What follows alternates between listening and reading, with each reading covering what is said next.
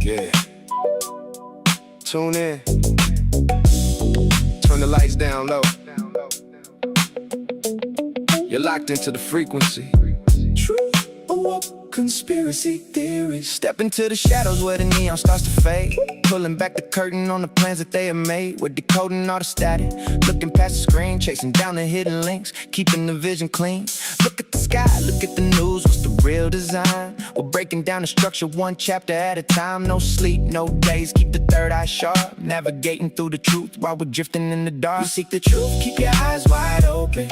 The mind awoke, yeah, the spell is broken. Every conspiracy, every hidden theory, we're talking clear so the world can't hear me. Dive into the deep end, never look back. The facts are the mission, we're on the right track. We're on the right track, yeah, yeah. You want the perspective that cuts through the noise.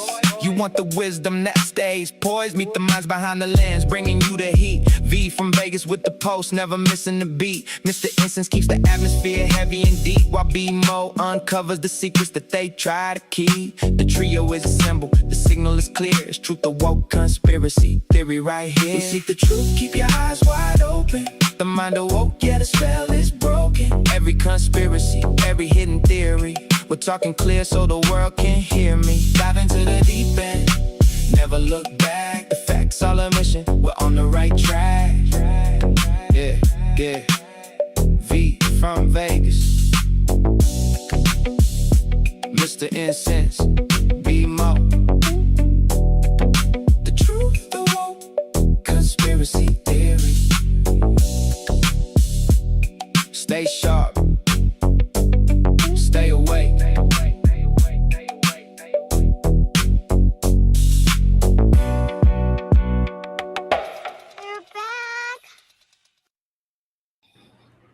All right, moderating this thing over here.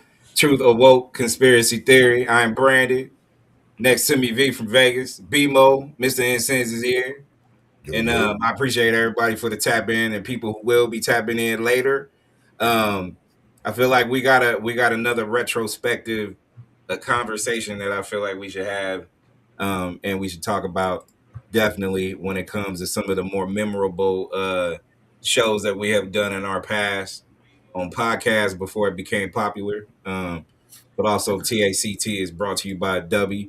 Make sure you go ahead and tap in and get and shop W today. Scan the QR code, get 10% off using the code T.A.C.T news with a Z.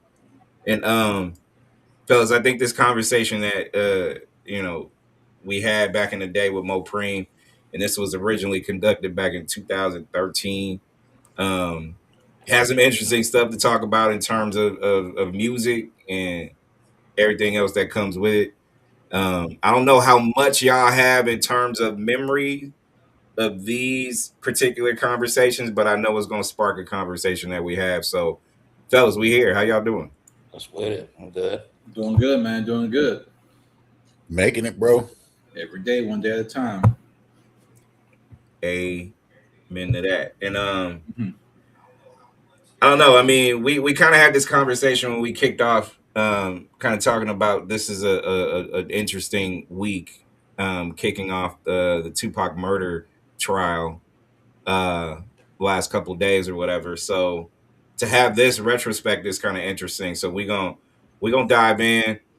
We have 3 clips to show y'all people via audio, and then we're gonna respond.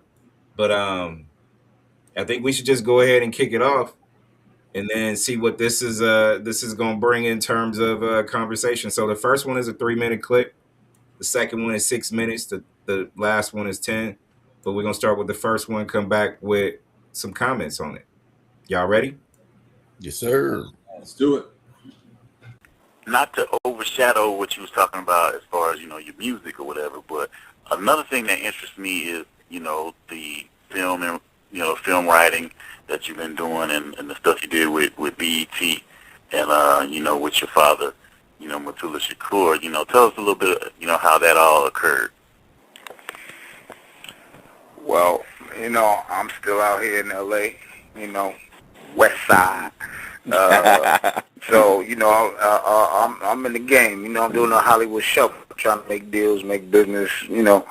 So I know a lot of people. I'm like the mayor out here.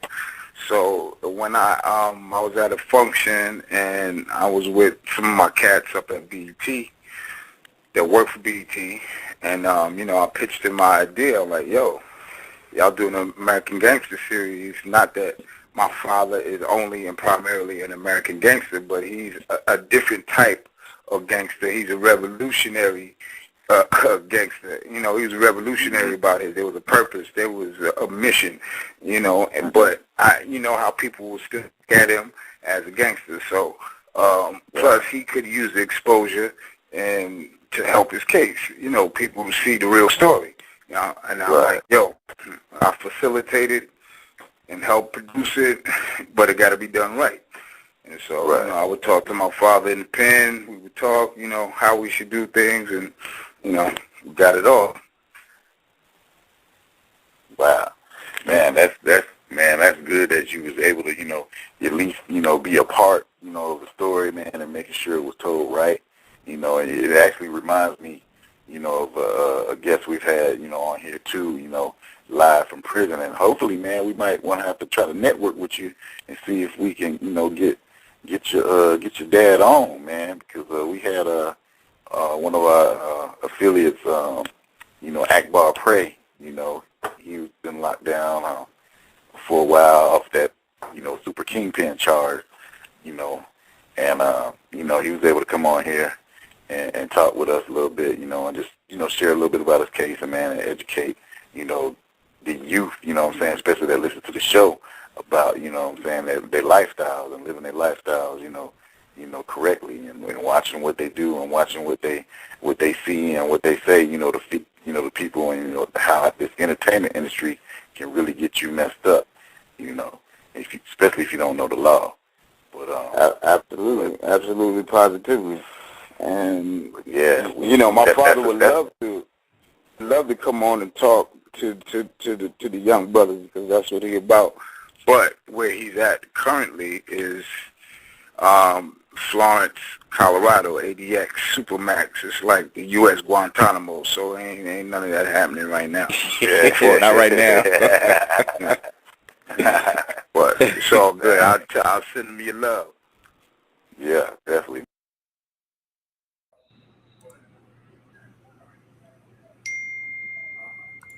All right, this one,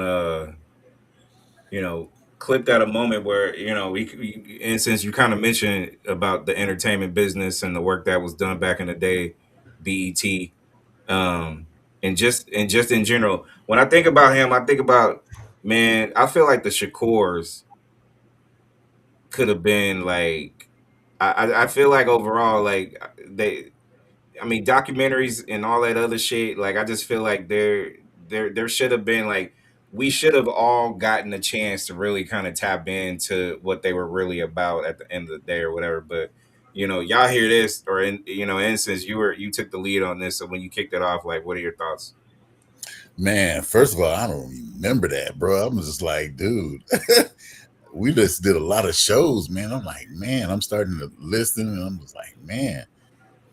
I was like, but then when I started talking about tying them into Akbar Prayer or whatever, I started kind of, starting to recollect a few more things. With it. I do remember talking to him about that, and of course, that whole part about trying to get Matula on, with him being in Colorado. Yeah, like you said, that ain't gonna happen no time soon. So, oh man, whatever happened with him? Matulu, Yeah, he's still with us. Who was that? but I mean, Matulu I'm saying, Shakur. Oh, I don't yeah, know. I want to say we lost him a while back though, but I feel like what is it, Asada? Clearly Tupac. I mean, Mopreme. I don't even want to say misunderstood. I think there should have been enough information or content for people who search them or whatever to kind of like really dig deep and find out what they was really about and shit like that. But you know, Yeah, I think we lost him a while ago. Yeah, I think so too, but I just wasn't sure. But I feel like Mopreme, man, he was more overshadowed, I guess, by, of course, his brother Tupac. You know what I'm saying? Because, you know, when you think about, you know, the Shakurs, you pretty much you hear about Tupac, of course, and then his mama. You know what I'm saying? I think you hear more about his mama than, actually Mopreme. So Yeah, I think I think he just got, like I said, it seemed like his story gets overshadowed. yeah. Matulu did pass away in 2023, though. By the way. And rest in peace, man. You got your. I think he muted himself. Yeah, No, I think that that would have been cool to actually give him a too long. Yeah, yeah. definitely. I think with Mopreme, and I know Hanif, when you was talking to him about just the work he was doing with BET, I know they did a documentary or did something to the effect in regards to just the life of or the information in terms of like Matulu and stuff like that. But I mean, I still even think, even if we dig back and go in and look through BET files or whatever and see, I don't even think they I don't even think they put it out so much so where it's just kind of like, when people think about Matulu Shakur or Mopreme or Tupac or Asada or whoever, like it doesn't even, people still, how much information is out there, but still not enough. I still feel like that's the case with them and all of them, really, to be honest. You know what I Right. mean? But it's just interesting to me. Um, I'm gonna ask y'all this about Tupac's legacy. If we're gonna throw Mopreme in and let that be the centerpiece of it, but we're gonna talk about Tupac. And I feel like this, just both y'all curious minds. Do y'all feel like the legacy of Tupac is and has and will always be held up to a certain standard, or do y'all feel like his legacy is MIA to a degree in terms of his creativity, his culture, what he contributed to the entertainment business? What do y'all think? I think he's alive and well. I think that he get quite a bit. I said usually you don't get too many people say nothing negative or don't include him whenever you're talking about the greats. So I think he get quite a bit of life, deservedly so. Mm-hmm. Shit, like, hey, I tell you, he's in Cuba hanging out with Bruce Lee. I wish that was true. I've had friends and people I know that used to believe that pretty heavy. Yeah, I wish that to be true. That'd me have been too. dope. But come on, man. I Yeah. did. I was part of that heavy conspiracy There's a theories lot back of in people the that day. believe that, man. A lot. I hell Well, yeah. they should say, with nobody, he ain't seen nobody before, he got took off to wherever he got took off to.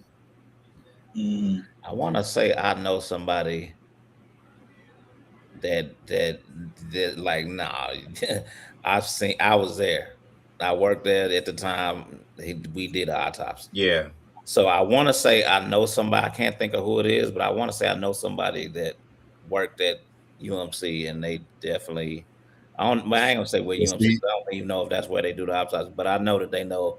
They was like, yeah, they trust me. what they said they switched out the body, which When you gonna do that? And do you ever go look at some footage of what that was like when he was there? Mm-hmm. You hey, slick if that's you did that's what that's what they said. They said that, man, in the hospital they supposedly switched that body, and bruh. I mean, like I said, I'm The just footage of them see how people circle that, and I know how big that parking lot is. If you got people all the way around there, I ain't buying that one, bro. Real shit. But I But like mean, I said, I even back when we was talking about it when it was all fresh, and then now they come out with all this information. It's like, why and they you would didn't have had to get a body that was have this similar to before? Tupac. That's pretty Yeah, convenient. yeah.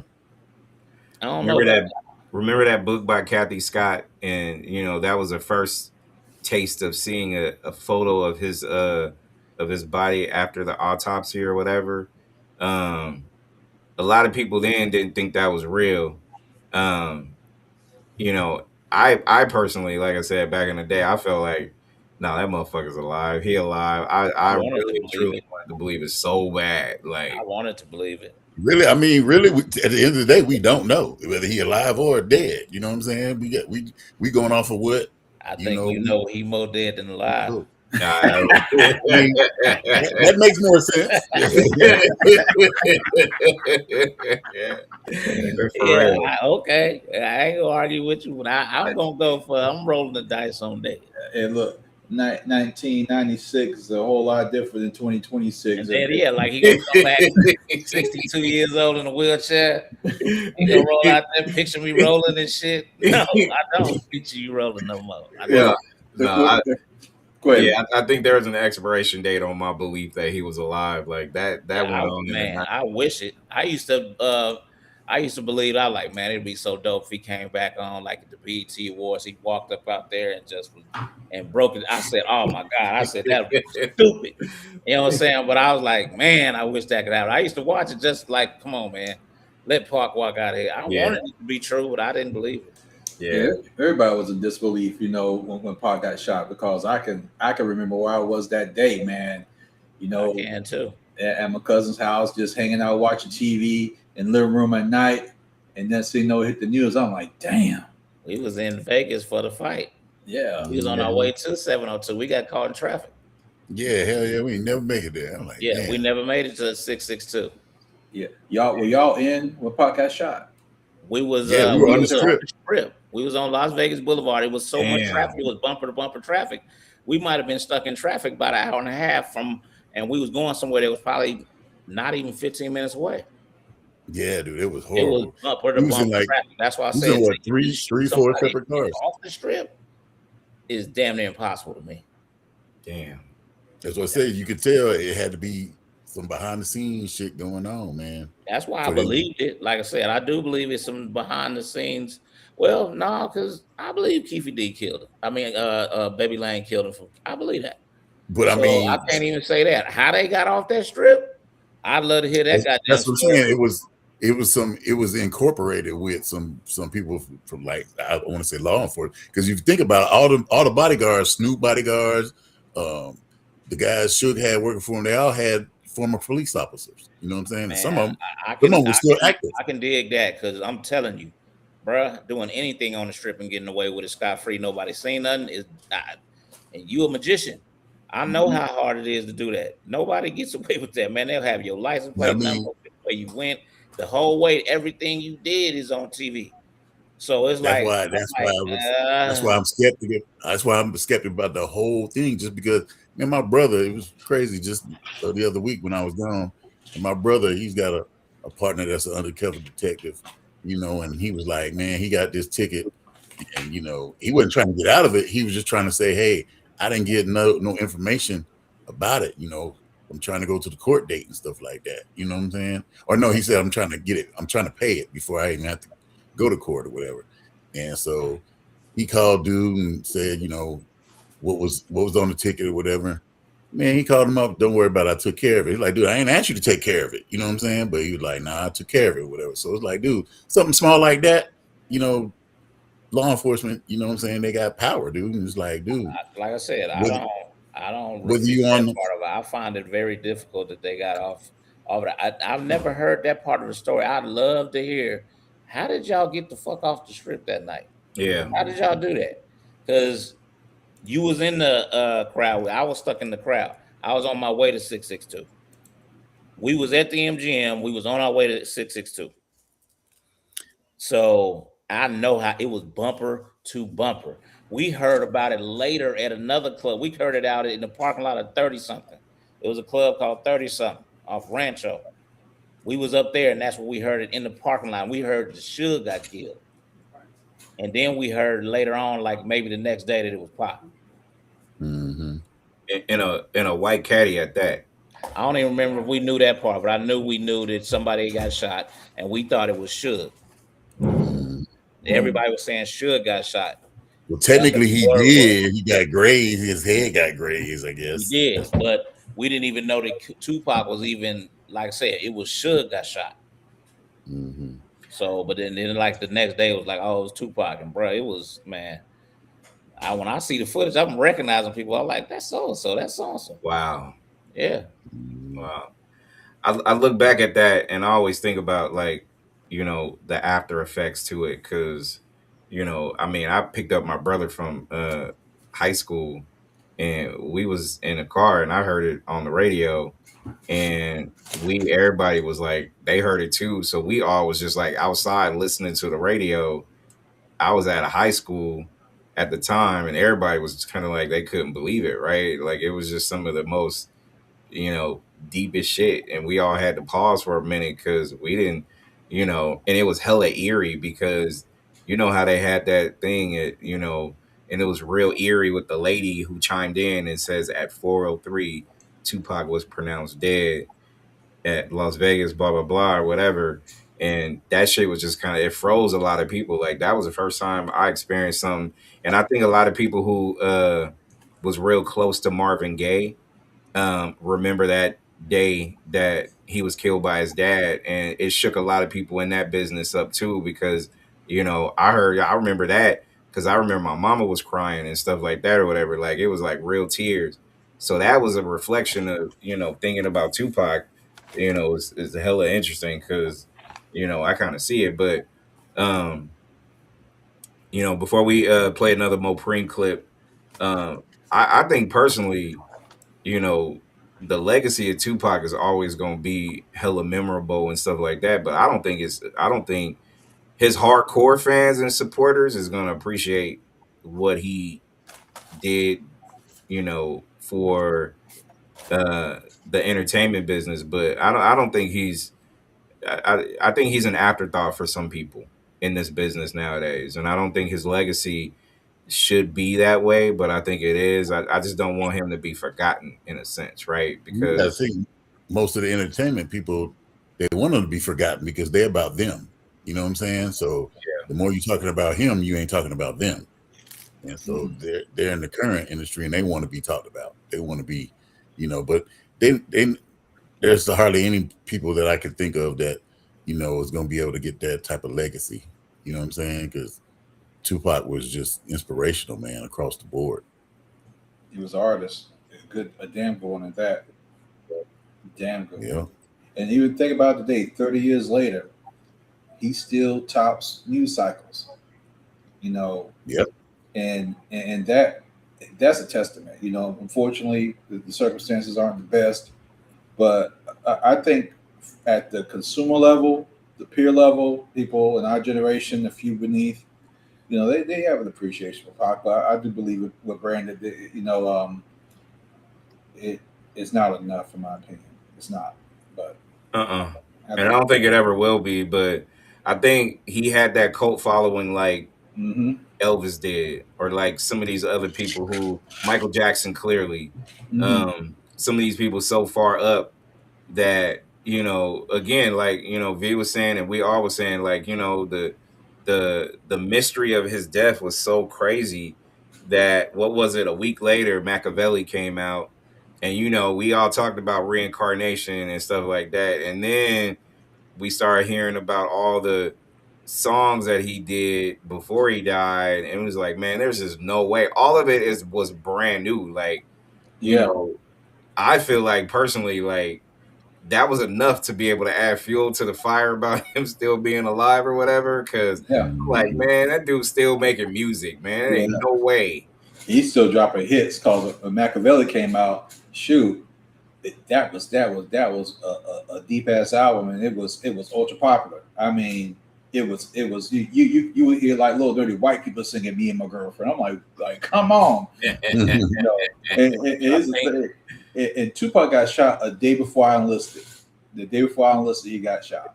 Wow. Yeah. I think that people, man, I think that I forgot what I was about. I lost my train of thought, but I believe that go ahead, man. I lost my train of thought, man. My bad, but I'm here though. Pick it back up. That's all right.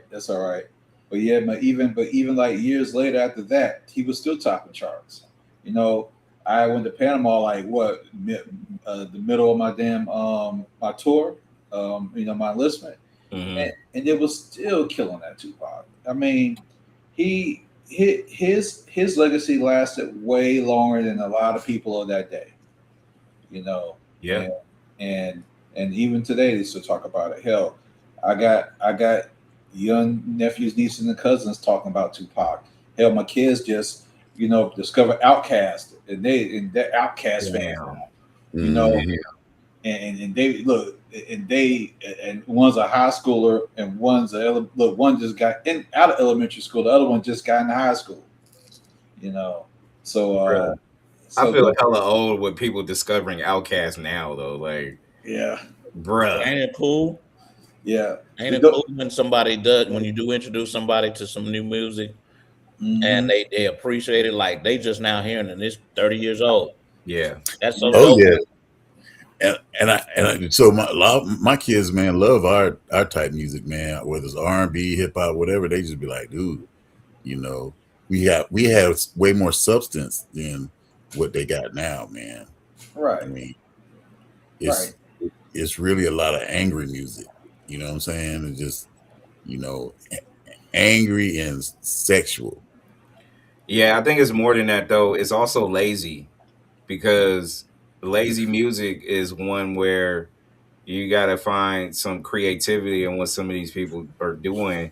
And I feel like they're doing it to a level where it just kind of dilutes the creativity of what they're trying to do. Some of these people sound like somebody else. It's just kind of like recycled or refurbished stuff that doesn't have substance. Like you put anything up against the 90s, even 80s for that matter, and you had a different kind of culture with that. You didn't Das Effects didn't sound like Fushnikins or Naughty by Nature or Wu Tang Clan or Exactly. whatever else. You know what I mean? So it's different.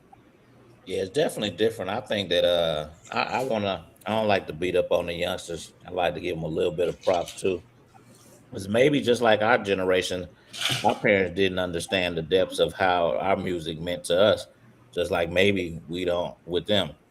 Mm-hmm. Even though I do agree that I don't like where some of it go, but I remember having to sneak to listen to Two Live Crew. I think that all the Yeah, stuff we seeing is generational. Maybe it happens a little bit more, but then again, we also had a smaller pipeline of music. Now right. we have such a That's flood true. of music. Maybe all this type of music. I'm sure people was making this type of. Well, think about how many people got out that made music that didn't make it. It's a bunch of trash music out there. It just didn't make it nowhere. Yeah. Right, But I right. bet if we had a whole station where you just hear trash music from when you was in your 20s trying to be a rapper, bruh, you could have a whole radio station probably with that shit. Yeah. I just think the entryway is lower for this generation because anybody can go and build a beat and get on Spotify, and sound Yeah, like the access is they have way different. access. Because our generation, everybody was a D boy. No one couldn't goddamn well, dude. You sold 7 grams your whole goddamn life. You don't cut it out. Lord. Hey, I ain't gonna lie though. I was listening to some MC Ren stuff earlier, and I was some of the lyrics, bruh, like I'm like, what the fuck is this? Like you go back and I'm gonna say is go back and really listen to Kiss My Black Ass, that EP from MC Ren. And you probably gonna be like, what the fuck? Like it's crazy. But saying that is to say, like I just I think you're right. I mean, I feel like there's I don't want to beat up on the new people stuff because there's a lot of underground stuff that people don't get or tap into that should appreciate. So I don't want to dim their shine or whatever because I they're know out there. You just I gotta had an look for it. argument at the barbershop. I started an argument and a debate at the barbershop because my boy said the RBL posse was legendary. And I said, come on now.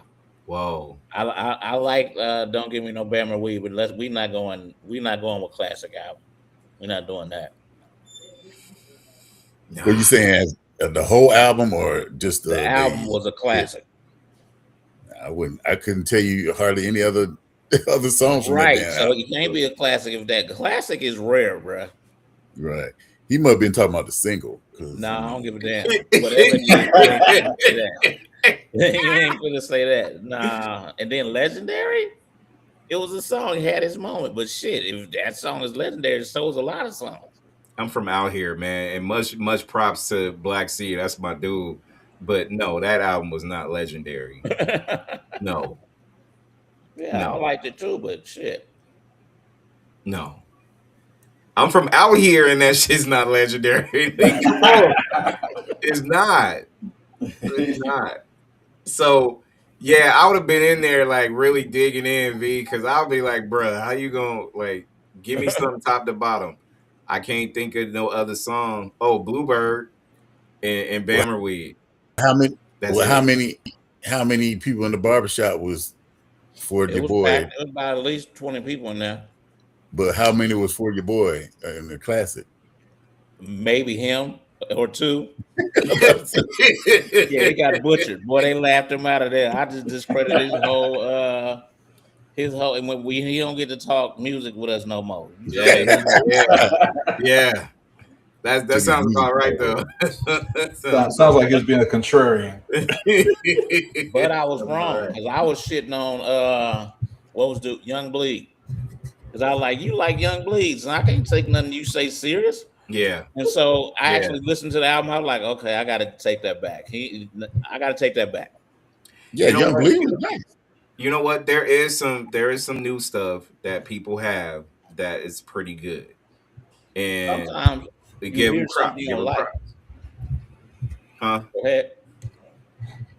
Oh, I said sometimes you hear something you like, and you might hear one song you don't like, and you go, I don't want to hear none of that.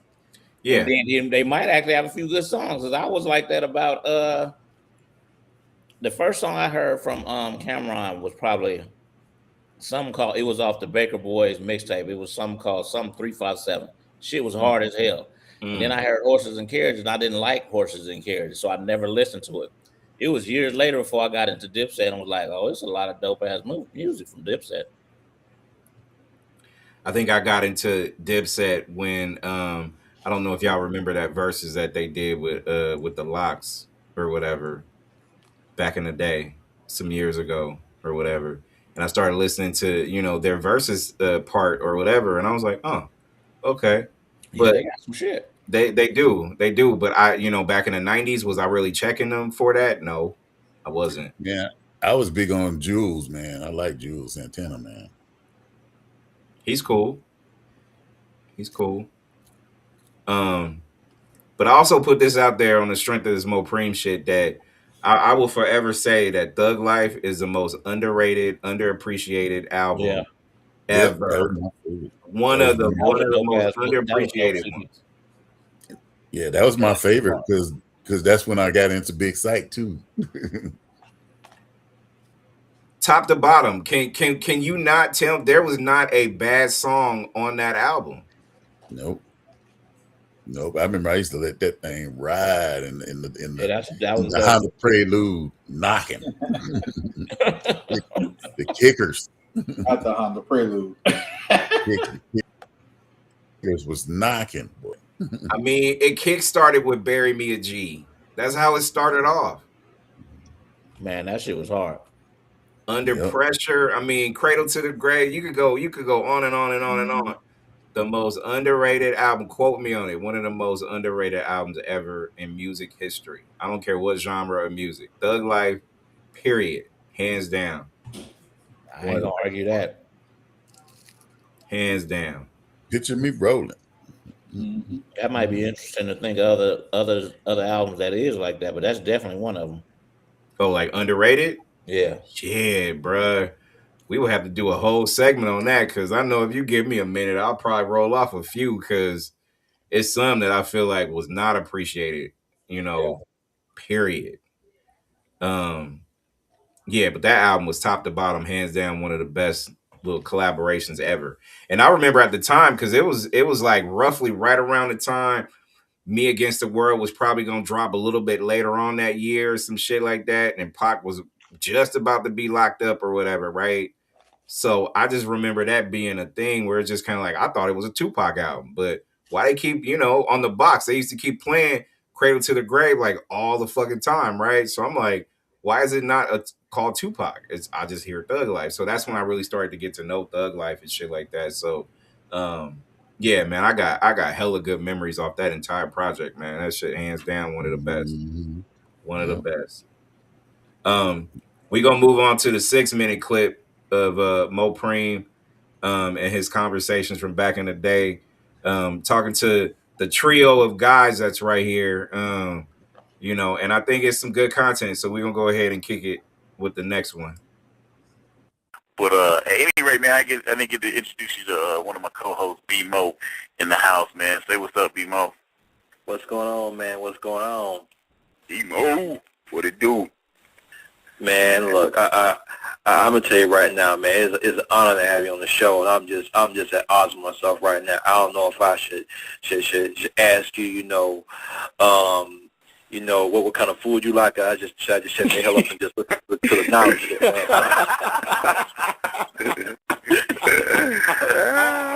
It's all good, big homie. It's all good, man. It's all good. What was you saying, B Mo? Nah, man. I was just comparing the ridiculousness of how they brought these guns, because just like Mo said, we were disciplined. The Black Panthers, we were a disciplined group of militants. We had a structure. You had cats coming out here with leg holders, with damn signs, with damn Sharpie marks talking about we gonna war the Tree of Liberty with blood and shit like that. You had a dude that brought an AR-15 assault rifle. He wasn't even holding it right. He was chewing fucking gum, talking about his fucking rights and shit. I was hoping the motherfucker shot his foot off. You know what I'm saying? But it's like you said, if we would have done it, it wouldn't have been no talking. It would have been dead brothers on the street. You know what I'm saying? Especially up in Arizona, let 5 of us come out there with guns in the corner. They're going to shoot first, ask questions later. Oh, we didn't know you was protesting, dog. My bad. My dude, peep game. It's just like when black people got the right to vote, and desegregation. White people started feeling like, oh, they taking our country. And the same thing now. We got a black president. Oh, they scared of death. Oh, shit, they taking our country. Motherfucker, we live here, too. Yeah. Well, see, man, my whole issue with the Tea Party dude, and, I try to be fair, man, with everything. And I try to look at everything, try to be optimistic, you know what I'm saying? And I looked into my research. We had a guy on here talking, and we had a great conversation. And one of the main things that I got out of their movement, man, was I don't think these people realize, some of them, a lot of them, actually, but a lot of that I saw, actually, it's a lot of confusion in that party. And I know that they always say, we want to take this country back to where it was 100 years ago, 50 years ago. And I was like, do you realize for black people and women, it was not good for us 100 years ago? You know what I'm saying? Yeah, it was Shangri-La. It was Shangri-La for white people back then. Yeah, it was beautiful. I just didn't understand how, that's their main message, I don't understand how anybody, black or woman at that, which that confuses me about, Sarah Palin and all these other people jumping out there. I'm like, they didn't respect women like that. Women didn't have jobs like that. But what Mo said earlier about the Black Panthers being disciplined and organized and stuff like that. I mean, I think it's a lot of organizations out here nowadays are just not disciplined. They don't know what's right from wrong, more or less. They don't even know their own vision, their own goals. They just want to be part of a party just because the party sounds good nowadays, versus something like the Panther Party, like it had a purpose. It was a reason for that party to be there. You know what I mean? Nowadays, it's all over the field. You don't even know, like, Tea Party. What does that mean? What does that stand for? You know what I mean? Like, I don't get that. And to keep it real, like, I feel the same way about Republicans and Democrats. To keep it real, like, they don't know what the hell they doing either. And Tea Party is an offshoot of the Republican Party, so I ain't fucking with Republicans. Not damn sure he fucking with the Tea Party. Yeah, that's cool. Hey man, we got the other co-host in, man. V from the Vague, man. I see you in there, man. Say what's up to Mopreme, man. West with it. How you doing, Mopreme? How you doing, man? West, y'all. What it do? What it do? Oh, I'm living all right, man. I'm looking forward to chopping it up with you, saying what's on your mind.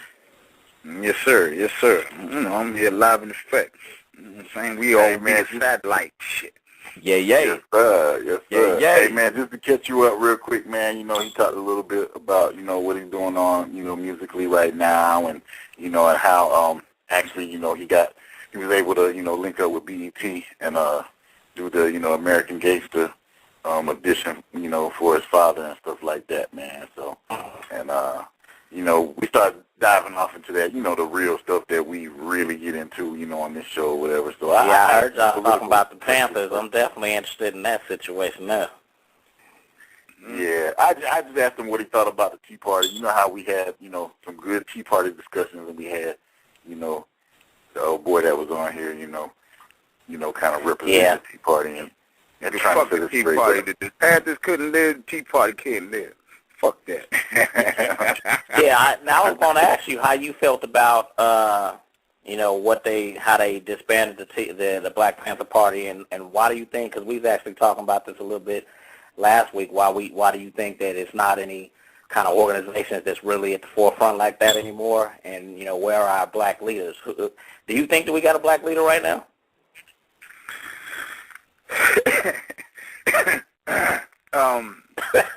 That's still what I don't think we do. I mean, that's just me personally. I think that Obama could be, but not as long as he's a politician. Yeah, that politician shit fucks him up as being a black leader, I think. Yeah, well, he can't. You know what I'm saying? Thing we got, that's it. He's the closest thing we got. Well, I think Farrakhan is him and Farrakhan is the two things. He can't be right now because he's running for. He being the leader of the United States of America, so he can't be. But to me, the strongest black leader we have right now is Farrakhan. No question.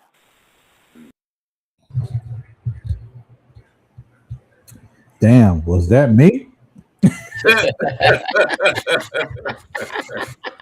I sounded young as fuck.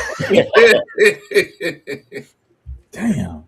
My voice sounds so squeaky to me listening back to it. Why I gotta be fanboying? Yo, look, I could have been over here holding my head, man. I was like, I don't believe this shit. That was hilarious, though. I ain't gonna lie, bro. That was hilarious. That was hilarious. Yeah, funny how I went from fanboy to militant in like for real, like on a dime too. It didn't even take nothing but like 30 seconds for you to flip that, bro. Like I was like, real my Panthers. Real quick, man. As that segment was playing exactly at 9:00 y'all time, 12:00 here. They just ran something on CNN about Tupac trial starting or whatever. They put a picture up on him, and I was like, man, we sitting here just talking about Tupac. For real. Yeah, that's wild. They still disrespect him saying Tupac. That shit irritates the shit out of me. It's like it's not that hard to say. Yeah. I mean, anybody say that and heard it wrong. They know they have that music, and see that drives me crazy too. Like I just feel like they're trolling us. They're getting to the point where this is just let me just go ahead and fuck up people's heads by saying that shit. I mean, they know his motherfucking name by now. Yeah, but that's like one of the standard cookie cutter insults that you will always hear. You hear Trump do it. You hear a lot of just like Barack Hussein Obama. Yeah, exactly. Or they mispronounce somebody's name, like Kamala, or Kamala. I get it mixed up too because I don't know. Bro, I'm about to say I don't even fucking know.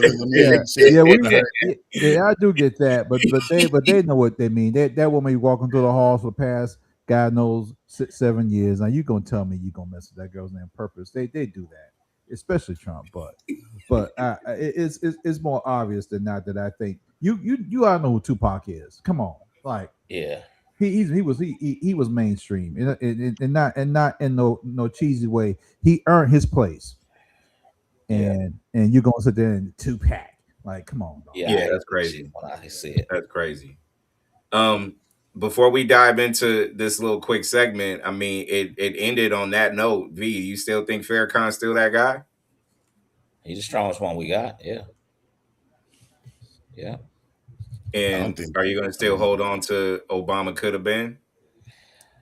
Man, I thought that he was gonna really do something after he got out of office, but and then knowing what some of the things he did in office, I'm like, you the one they got to kill Gaddafi. Yeah. Ah.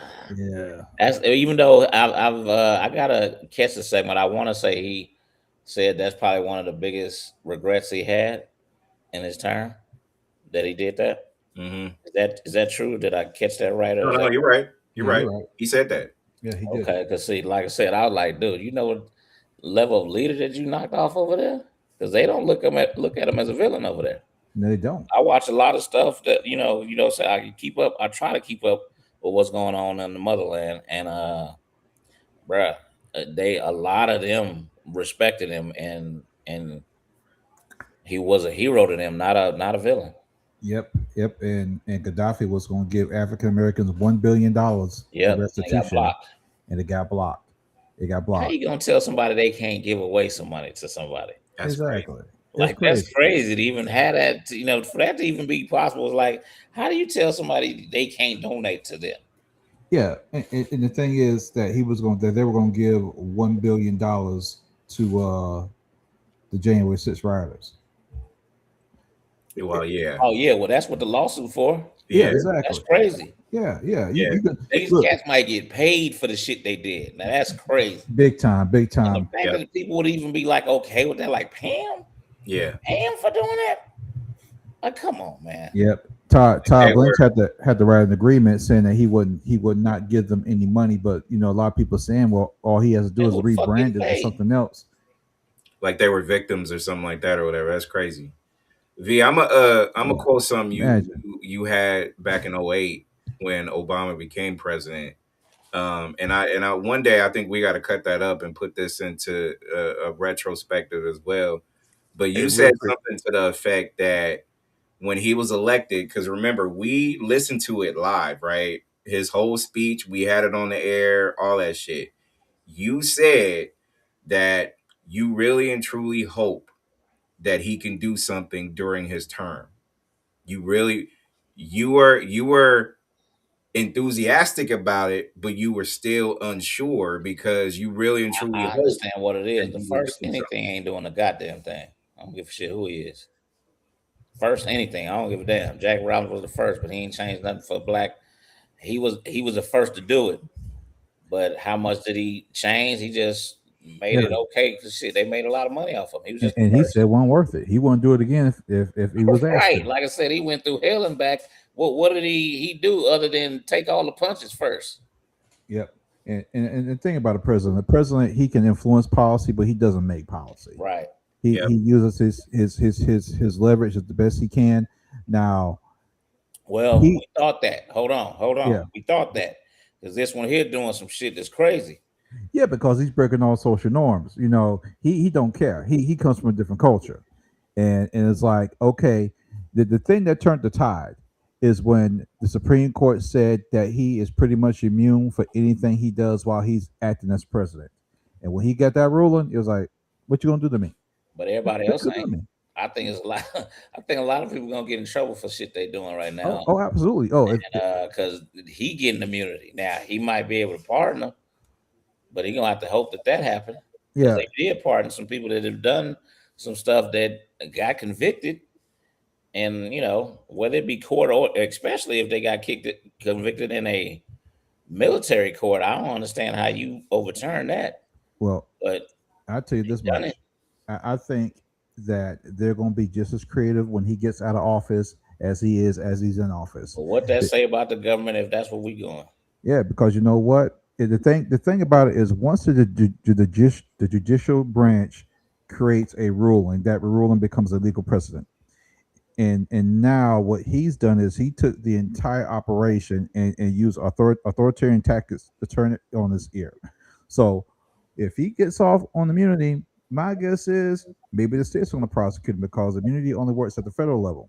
The states may have to hit him up, and that's to me, that's the only best path.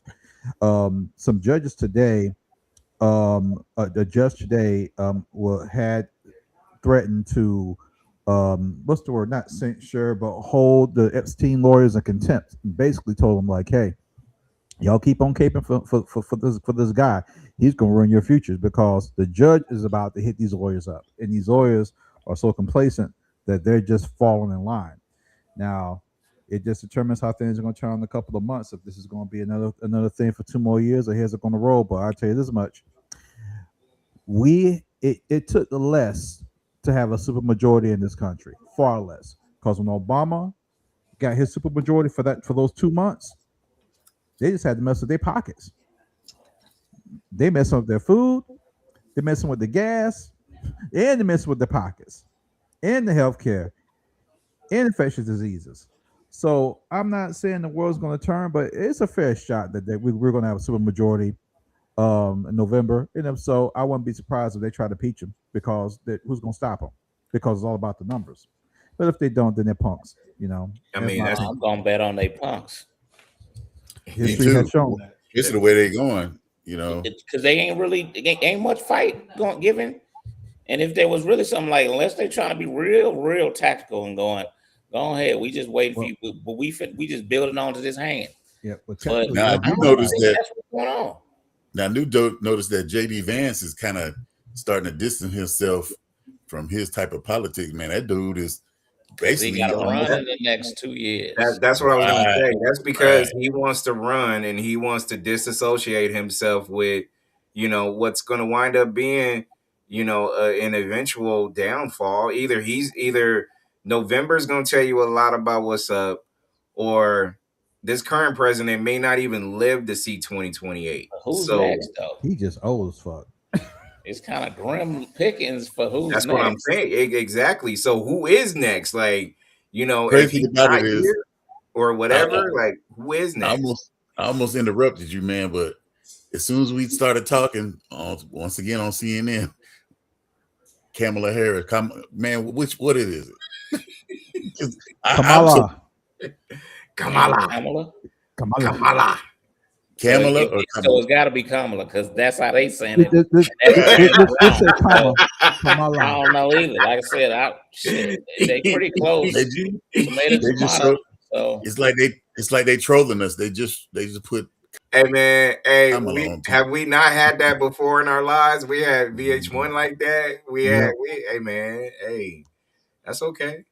They But just like I look, said, they probably listen to us right now. Like it's yeah, fine. we know they're listening on our phones, on our computers, all that stuff. So I'm like, damn. It's like every Kamala, time we say somebody, they pop right up. Kamala. Well, I need some lobby numbers. Let's just talk about the lobby for like 3 minutes. See if we get some numbers come up. Hey, for real, Right. for real. That's the thing. The stuff that you really want, yeah, they don't pop up, Hey, yeah, hey, somebody mentioned, I think it was you, V, mentioned Jackie Robinson, or no, BMO, you said Jackie Robinson, if he had to do it all over again, he wouldn't do it again, right? Nah, he went on a Or whole whatever. tirade about Did, all the shit he went through just to get to where he was. did It wasn't worth the squeeze. oh, what? Because I was about to say, I wonder if I would want to deal with that much shit. He lived a much better life than the average black person, but like what I would have wanted to go through that to get that, I don't know. Did y'all hear Reggie Jackson talk about his stint in Alabama when he was literally sleeping on people's couches and shit like that or No, whatever, I think and it he was had the Reggie experience Jackson. with the experience? If y'all didn't hear this, y'all need to hear it. I could play it, and it's a couple of minutes, but I feel like if y'all never heard this, Is that the one where they try to ask him a softball question and he just got 100% real quick? Yeah, my mistake. That's what I was talking about. But go ahead, please. we gonna run it. It's like coming back here is not easy. The racism that I played here, when I played here, the difficulty of going through different places where we traveled. Fortunately, I had a manager and I had players on the team that helped me get through it. But I wouldn't wish it on anybody. People said to me today, I spoke and they said, you think you're a better person. You think you won when you played here in Concord. I said, I would never want to do it again. I walked into restaurants and they would point at me and said, can't eat here. I would go to a hotel and they said, can't stay here. We went to Charlie Finley's country club for a welcome home dinner, and they pointed me out with the N-word. He can't come in here. Finley marched the whole team out. Finally, they let me in there. He said, we're going to go to the diner and eat hamburgers. We'll go where we're wanted. Fortunately, I had a manager, Johnny McNamara, that if I couldn't eat, if I couldn't eat in the place, nobody would eat. We'd get food to travel. If I couldn't stay in a hotel, they'd drive to the next hotel and find a place where I could stay. Had it not been for Raleigh Fingers, Johnny McNamara, Dave Duncan, Joe and Sharon Rudy, I slept on their couch 3-4 nights a week for about a month and a half. Finally, they were threatened that they would burn our apartment complex down unless I got out. I wouldn't wish it on anyone. The year I came here, Bull Connor was the sheriff the year before. And they took minor league baseball out of here because in 1963, the Klan murdered 4 black girls, children, in 11, 12, 14 years old at a church here and never got indicted. They were from the Klan. Life magazine did a story on them like they were being honored. I wouldn't wish it on anyone.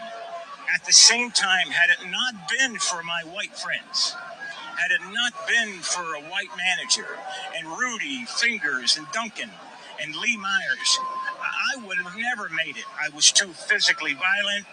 I was ready to physically fight some. I'd have got killed here because I'd have beat someone's ass, and you'd have saw me in an oak tree somewhere. Reggie, Wow. You're a real one, Jack. You're a real one. You hear shit like that and it kind of puts a lot of shit in perspective. So when you talked about Jackie Robinson and he said he wouldn't he wouldn't do it again, Reggie said the same thing. And when you go back and listen to that shit, like every time I hear it, I pull it up and I'm like, bruh, that motherfucker went through some shit. It was cool that he shouted out his white friends and shit like that, but let's keep it a buck. They knew Reggie was the guy. He was one of the guys. So if Reggie wasn't there, they wouldn't be winning no games, shit like that or whatever. I was about to say, what was it like for the ones that was just okay?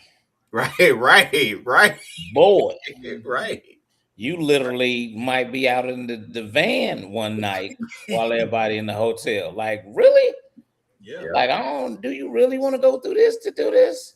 Yeah. But you getting life-changing money compared to, even though they wasn't getting, probably nowhere near what they should have been getting. But Right. like, man, come on, man. It still had to be way better than everybody else. Yeah, baseball players they didn't make a lot of money until they got unionized, and that was about in the '60s. And the contracts were very predatory. You pretty much were owned by the managers.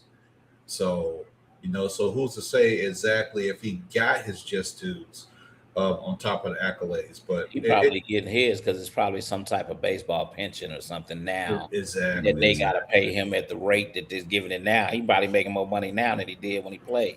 Right. In order for you to receive a pension, you would have to be on a team in the league. I want to say maybe 5 to 7 years consecutively before you were able to qualify for whatever you got. And I think they base it on an average of what your contract is or was towards the end or some shit like that or whatever. But yeah, I mean, to hear that is interesting, just like the shit that people go through, but also, pulling back some shit. I feel like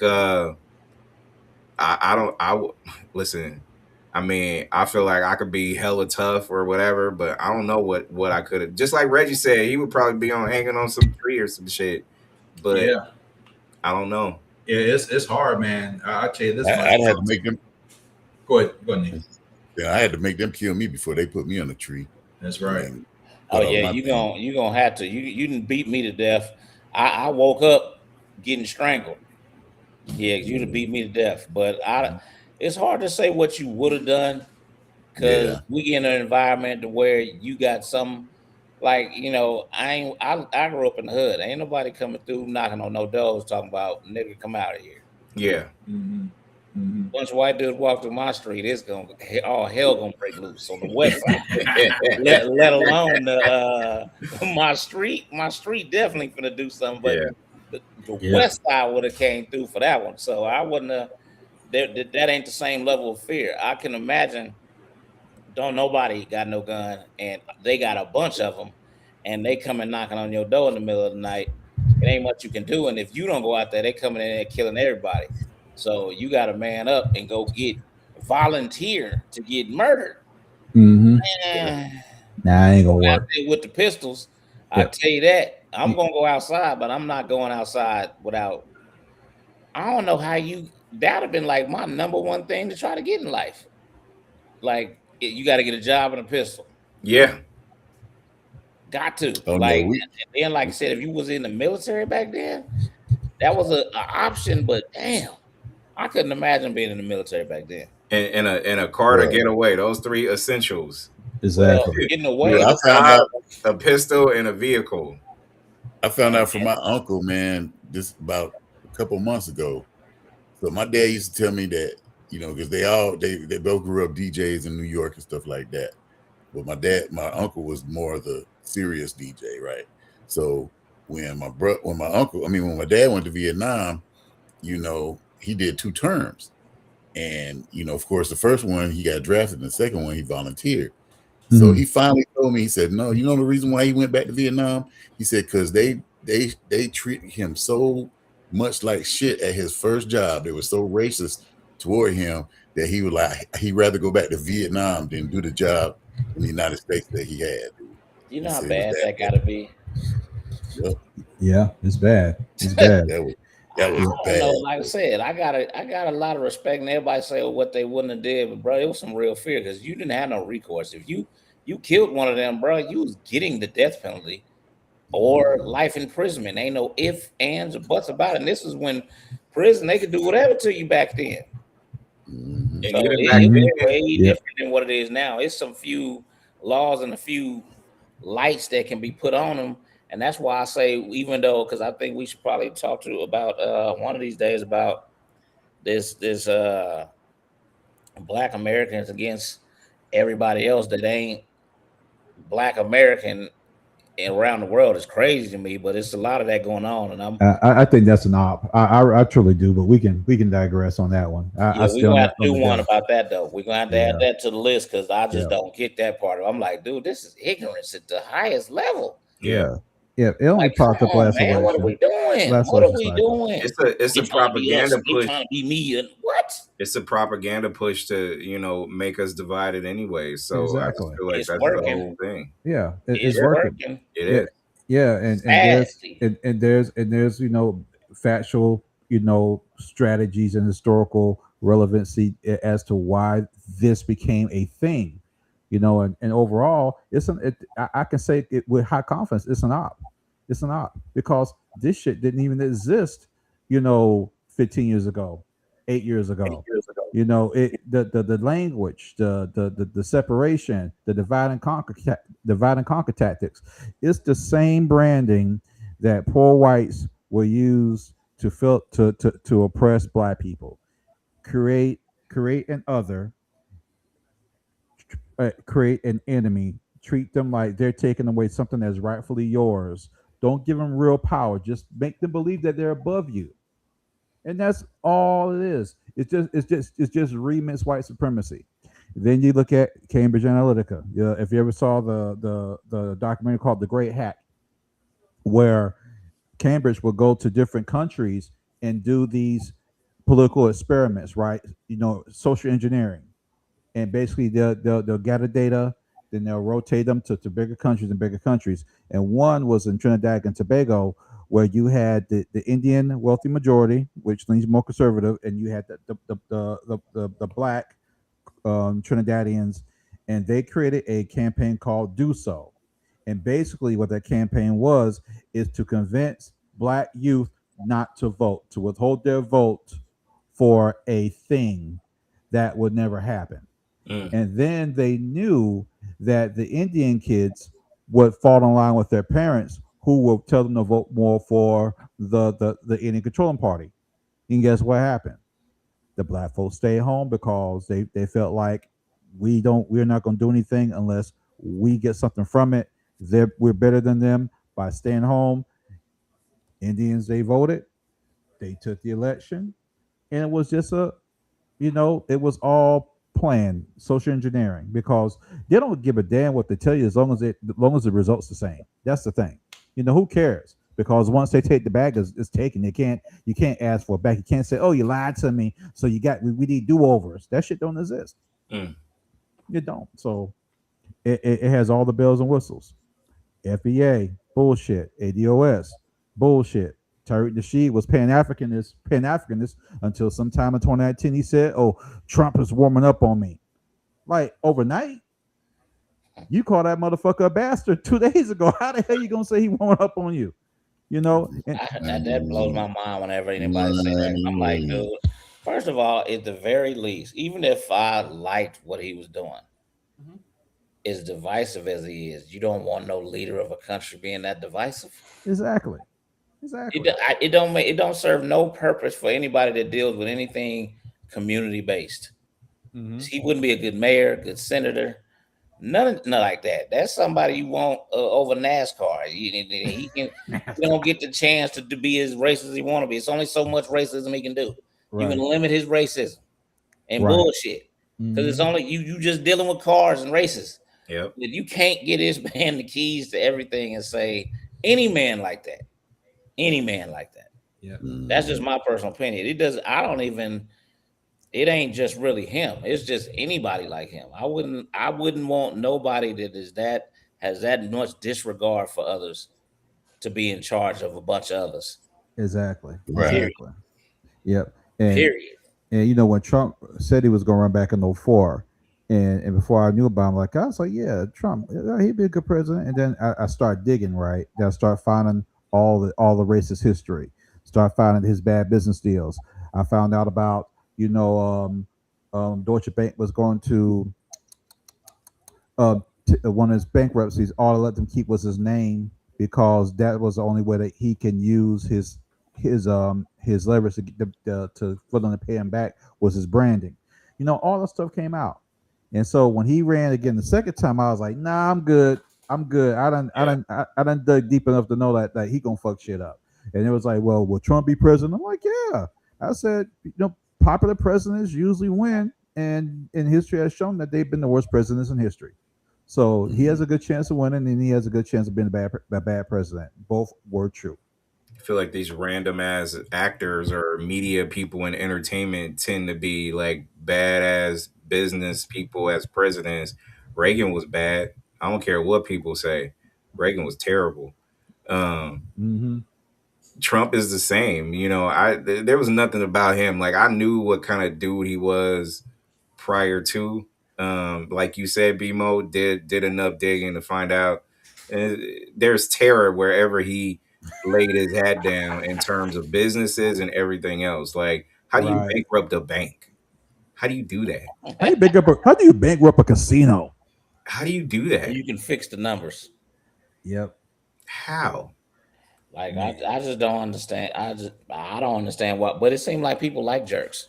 Because look how many movies you watch, and there's this agent that'll kiss the boss's ass. He got to get the guy there at all costs, no matter what it costs. If I gotta neglect my kids to be a good, nah.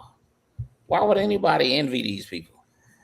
Conditioning, because all he did was listen to conservative radio for 2 weeks, pull up all the talking points, got him a strategist, and just said, I just have to say these things, do these things, and they're gonna love me. Because racism always gives way to reason. We will never get the benefit of the doubt when it comes to color. We will always be the second string. And I feel bad for the majority because they've been conditioned with this ideology for centuries.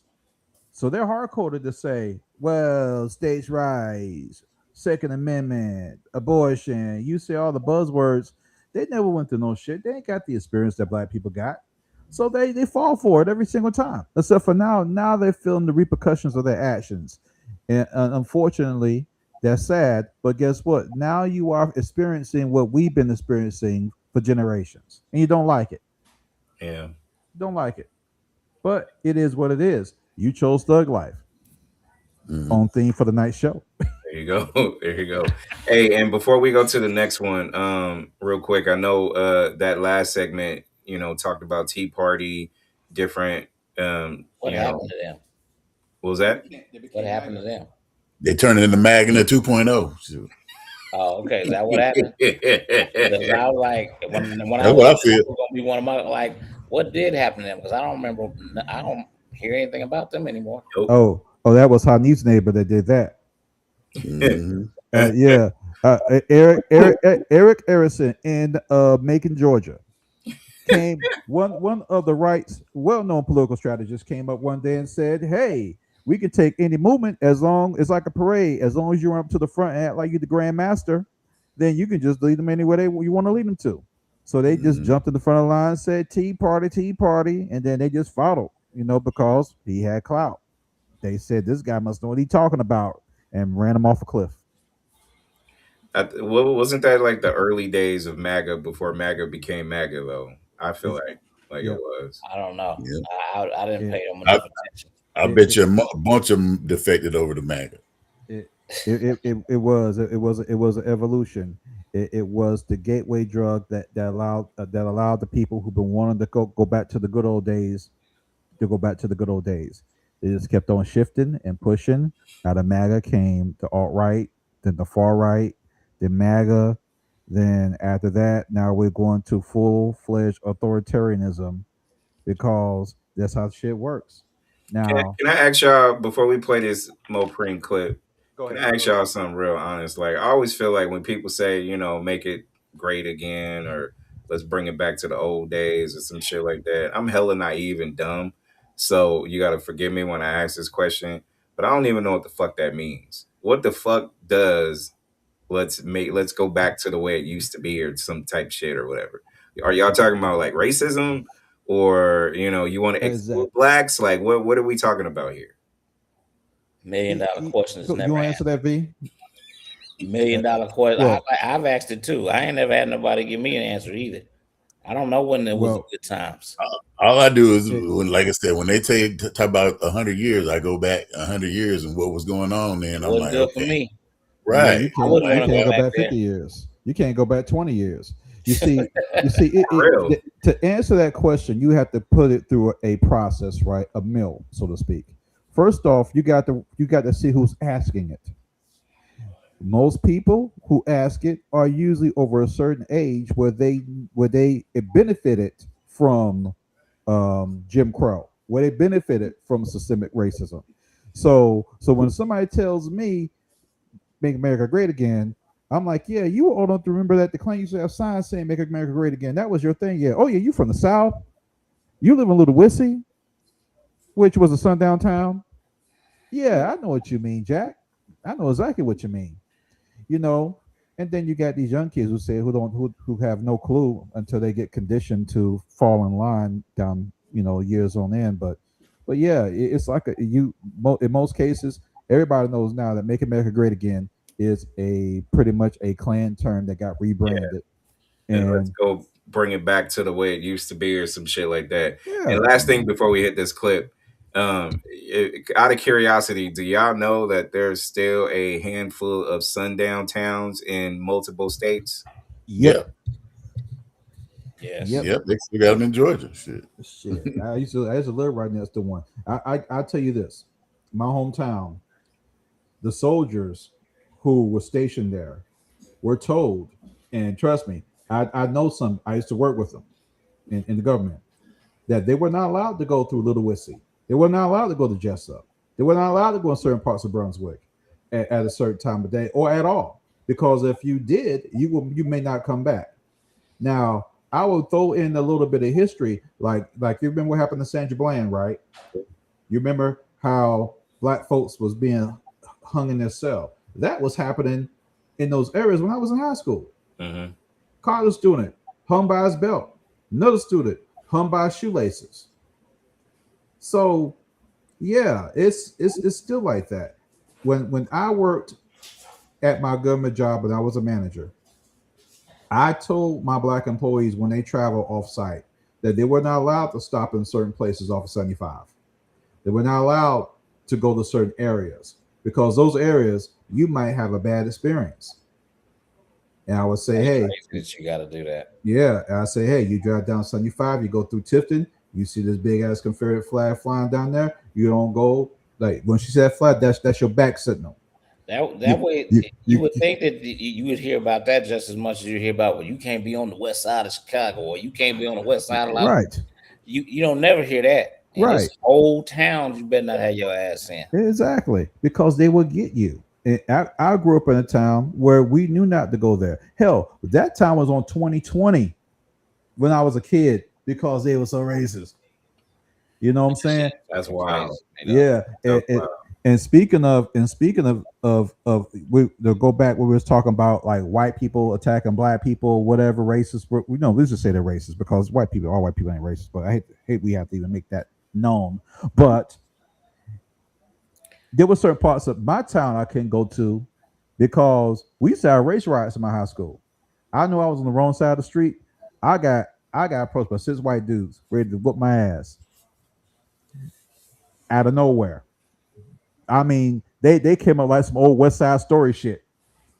Jog got ahead of me and surrounded me and circled me around. You And they know, snapped their fingers when they were walking toward. Pull out a switchblade. No. nah, they wouldn't do that shit. You got caught by the T birds and shit. Yeah. T-bird AC. What are you doing over Yeah. here, buddy? Yeah, exactly. They're like, yeah, like, hello, sir. And I'm like, what the hell is going on? That's Calling me a even sir? crazy to me that the fact that it's been plenty of us that actually had neighborhoods where you couldn't go in because you was black. Like I grew up in an era where that didn't exist, and it wasn't no Bruh. goddamn area that I was scared Yeah. to go in. There's no black dude, not in Vegas.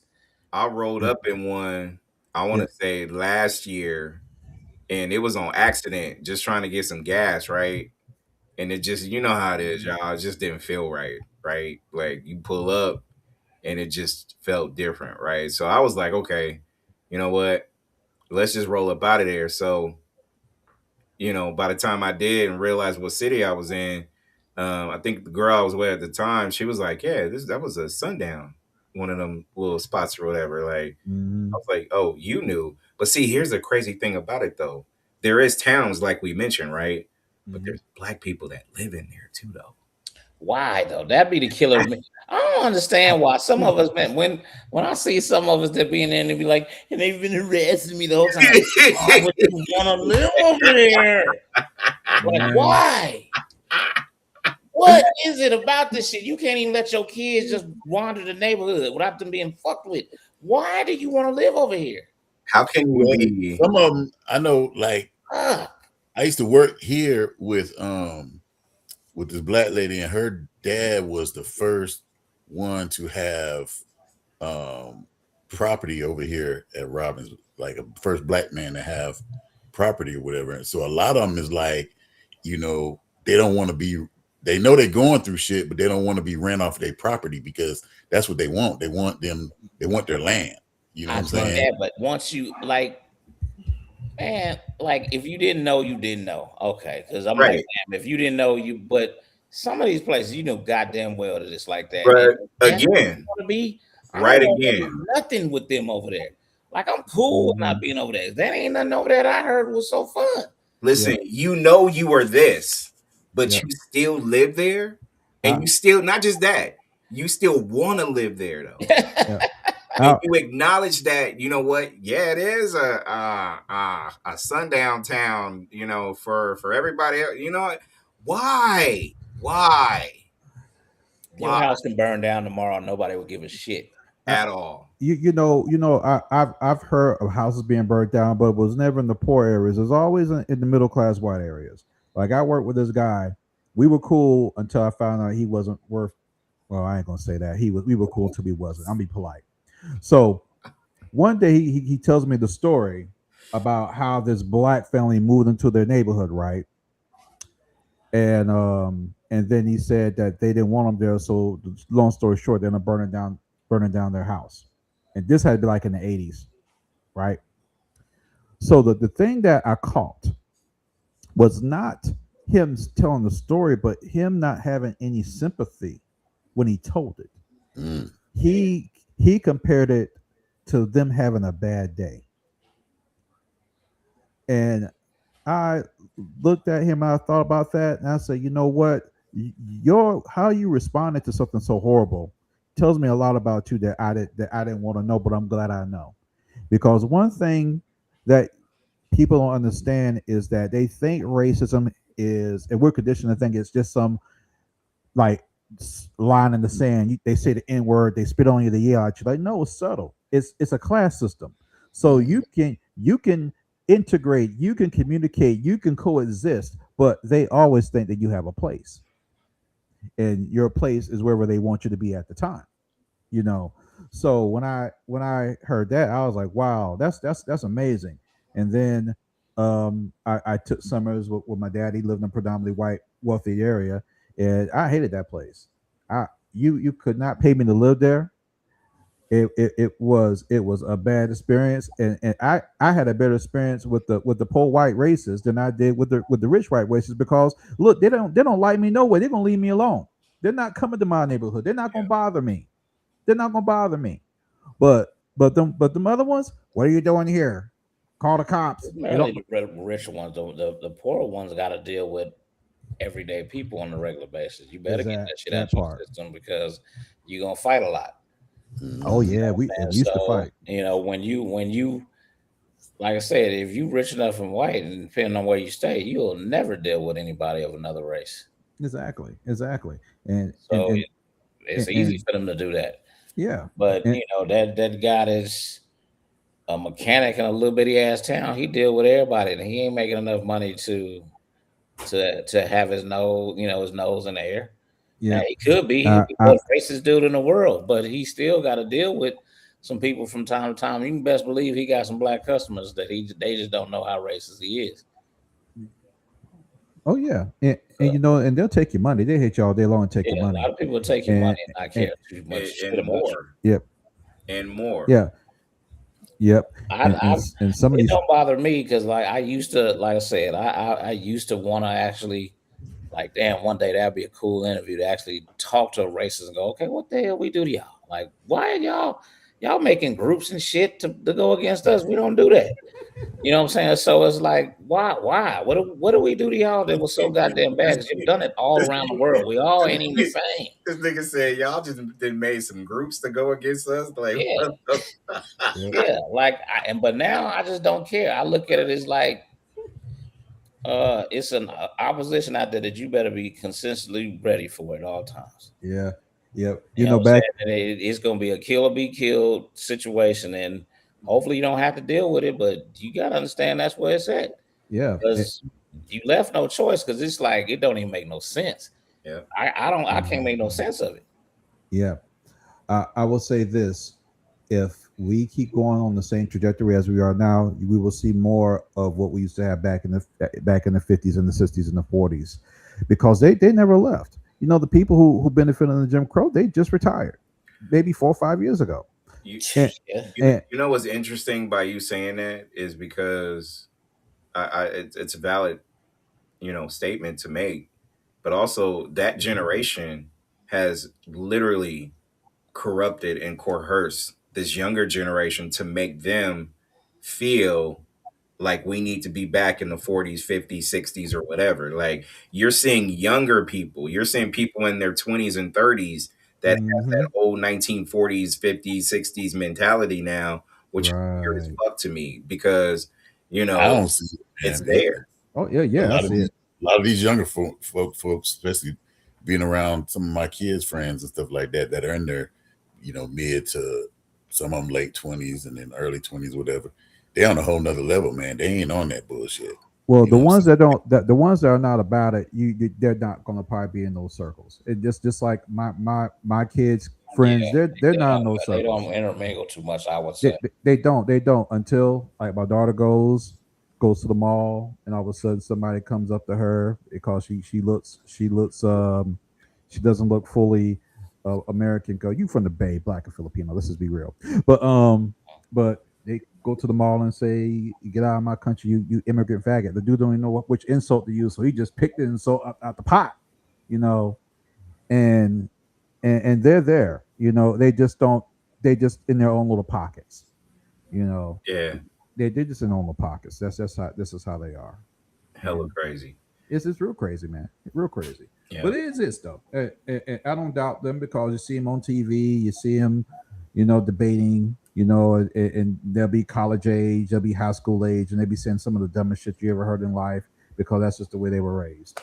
Mhm. And if you really want to think about why the system the way it is, the majority of people in the legislature, Congress, and the Senate were alive when segregation was a thing. They were alive when Jim Crow was a thing. They remember it, they experienced it, and they benefit from it. So the only thing that they were doing was buying their time Yeah. until they took the bag. All right, I'm Yeah, done. let me rephrase what I said earlier because I said that some of these people are coerced to feel like they felt back in the day, right?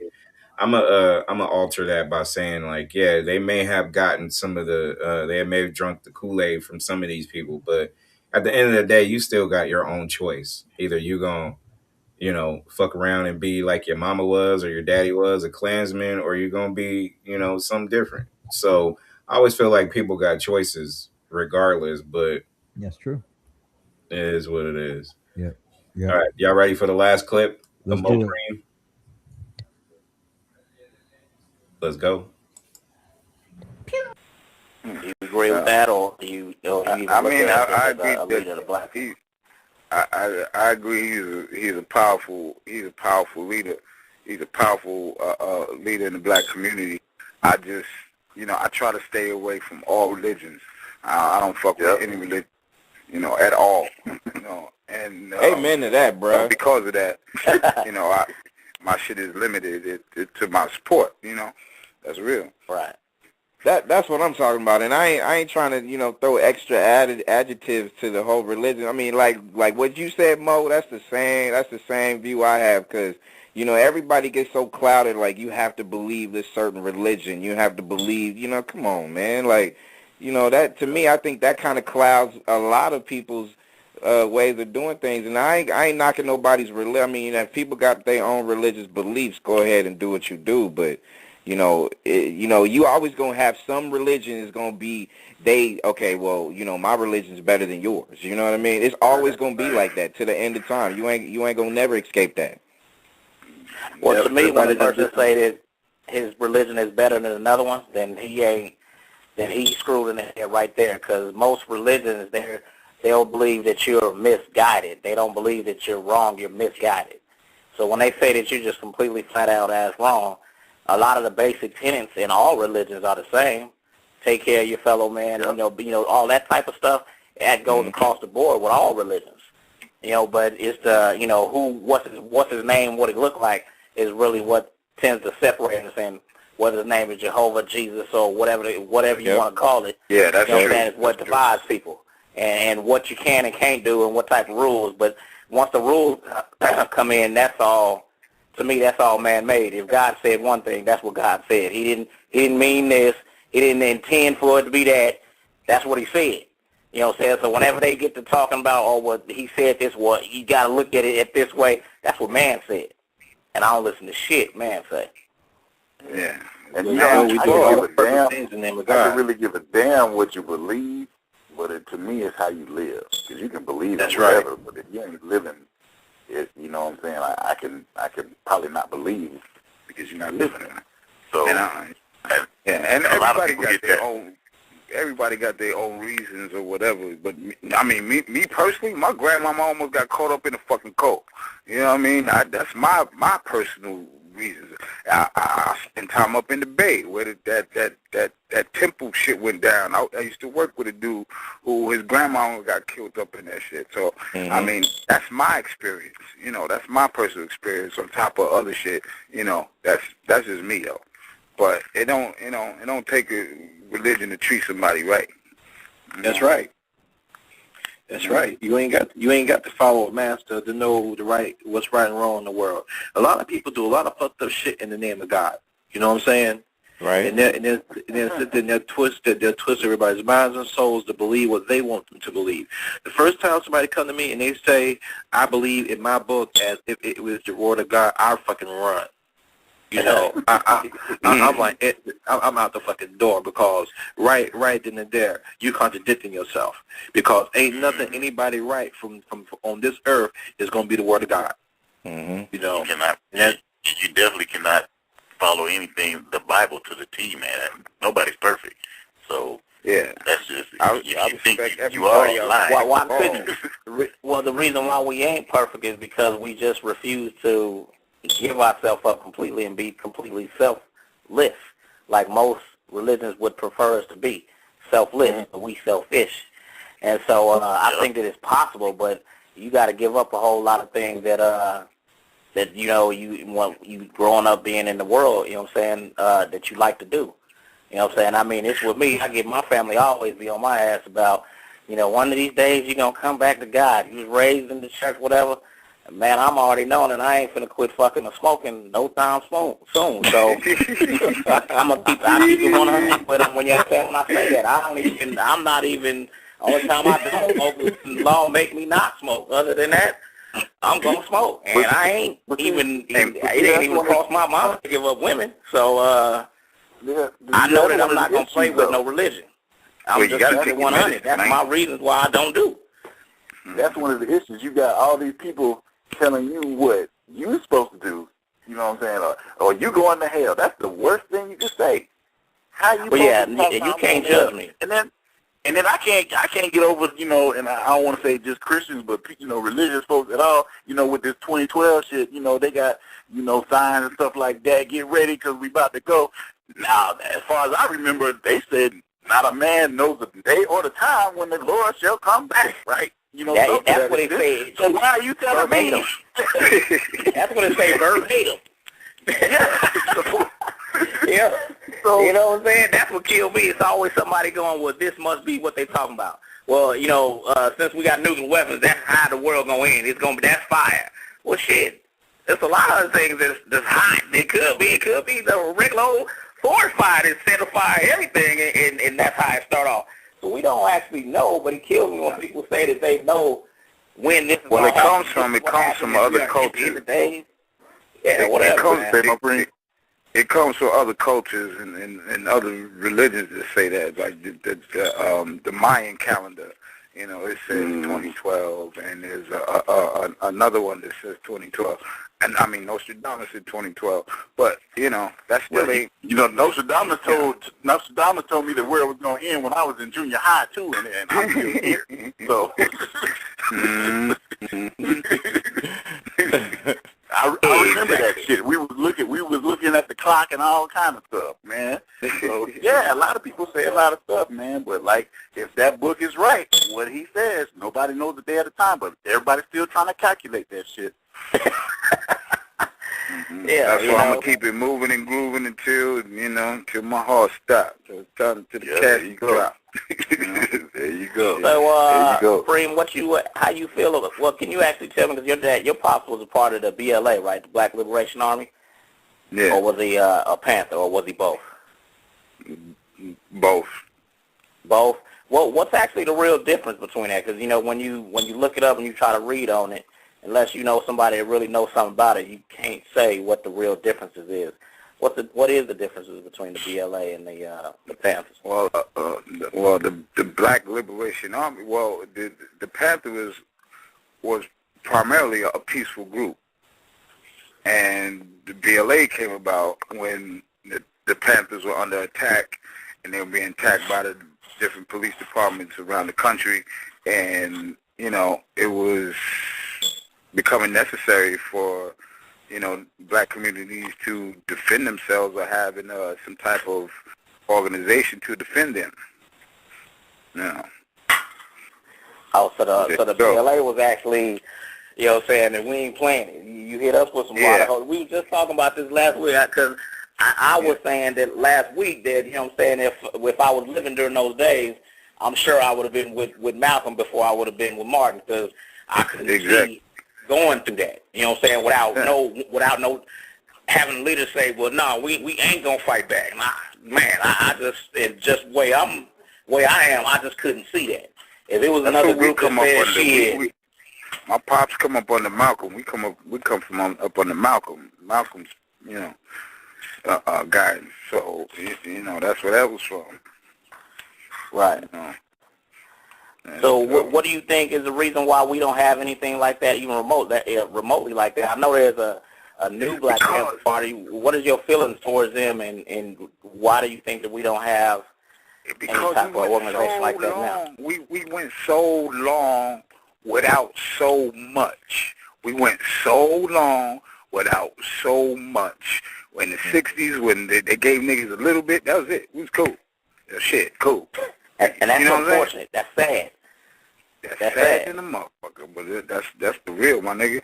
I feel like that's how it is, And when that shit went down, then the black men got iced out. Black women was able to get jobs, was able to move forward in advance, and it was more difficult for the brothers. And then we get looked at as lacking or slack, and they make it impossible for us to advance. That's how I seen it. Me personally. Well, I feel like it's definitely a blocking advancement. I don't feel like it's impossible, but we got too many black millionaires and too many black people in places that if we took care of our own, we would be a hell of a lot closer than where we are now.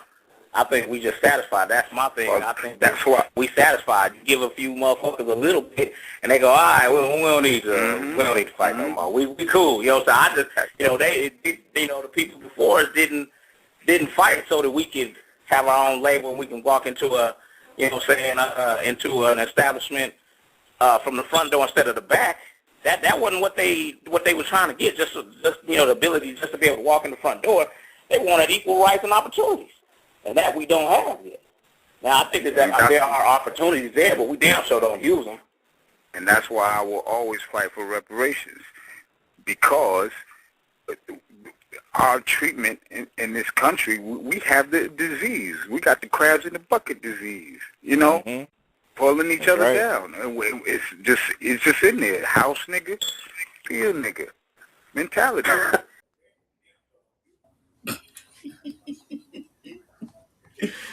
He said the house nigga and the field nigga.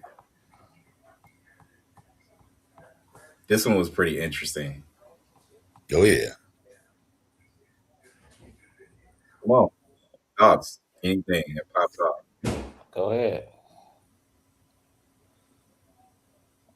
Go ahead. Ain't nobody gonna lead it off. Oh, BMO, you gotta I think your volume, bro. My button was hit. I accidentally grabbed it. Yeah, V. I was saying, man, you still smoking and effing? Yep. And I almost robbed my chair when I heard that shit. And the way he said it, he sounds with so much conviction. He was like, I know what I'm gonna be doing. Yeah, so like I said, I agree with him when it comes. I'm on that same plane when it comes to religion. I just don't. I don't believe in nothing that I believe that is man made. That is something come from man. I can't get with that. I don't, and I'm unsure about anything else. Mm-hmm. Yeah. And like I said, if it's something, then yeah, I might be in trouble for feeling the way I do. But if it's actually nothing that once you go, you just gone. You ain't gonna. It ain't no more pain. It ain't no more nothing. It's just you go. Well, everybody in this conspiracy theorist type mode and stuff like that, they're saying basically you go and you come back. You go and you come back. This is all like a experiment. It's like you don't remember nothing. You go and you come back. You may come back as something else, but there was like, I've heard people trying to break down heaven, saying that there's like 10 parts of heaven, and then, Well, even if saying that, if that's the case, that ain't that bad. I'll take that. Because you can't remember nothing. You don't know. You don't remember nothing. You come back is who you come back, and all you know is what you know. And I was thinking about this earlier, man.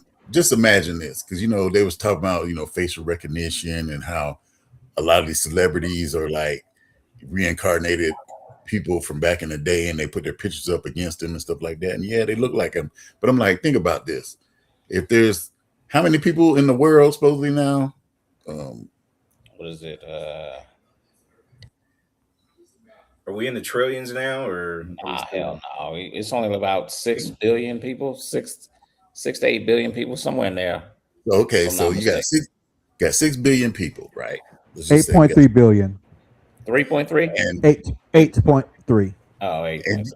do you really think you could have that many variation of faces? No.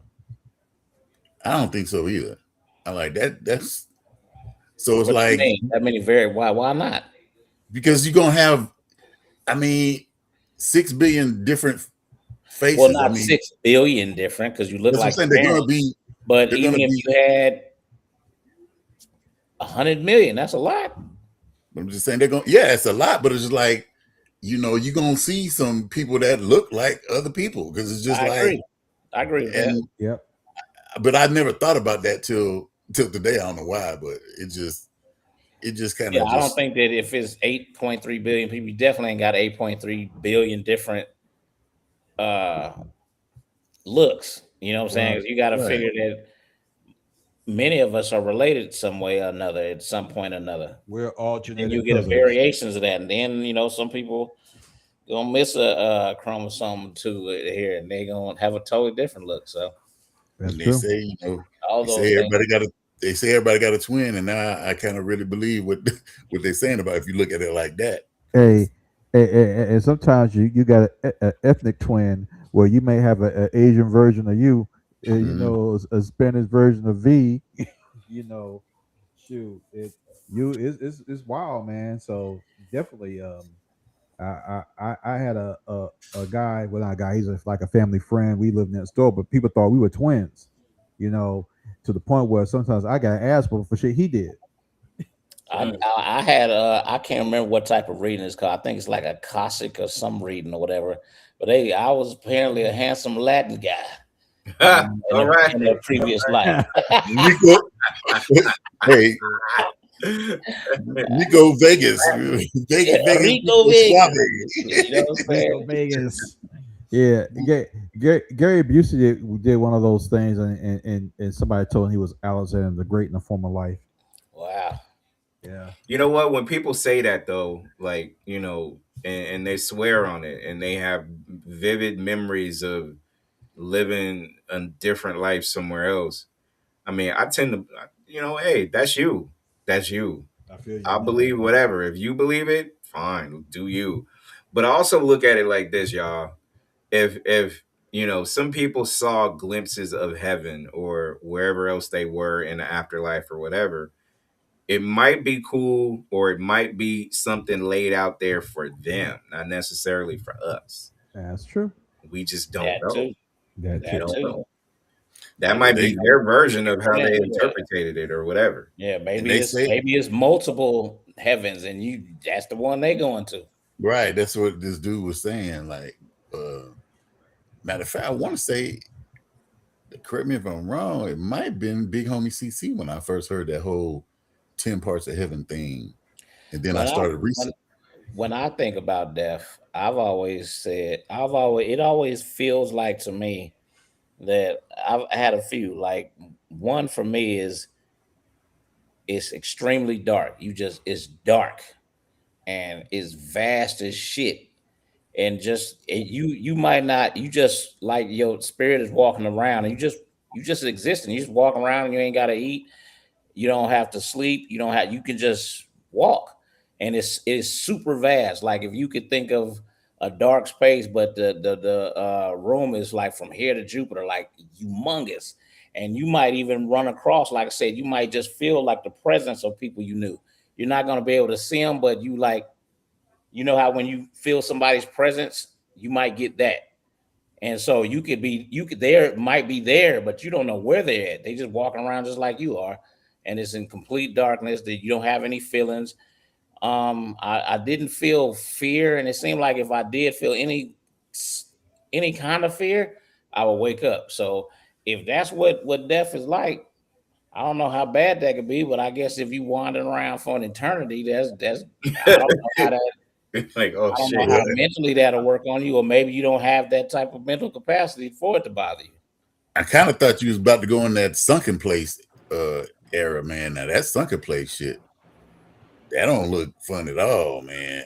Well, yeah, but that's kind of what I was thinking. But you dead. It's over. Yeah. But You know what I'm saying? So yeah. the way he was in that sunken place, it was like he wasn't dead, but he was all alone and he was like falling and falling. Could you imagine? I felt that too. Like it was I felt that too, to where it's like you're falling, but you have the ability to stop the fall, but you've got to pull it together. You guys have had that too? Yeah. I had it.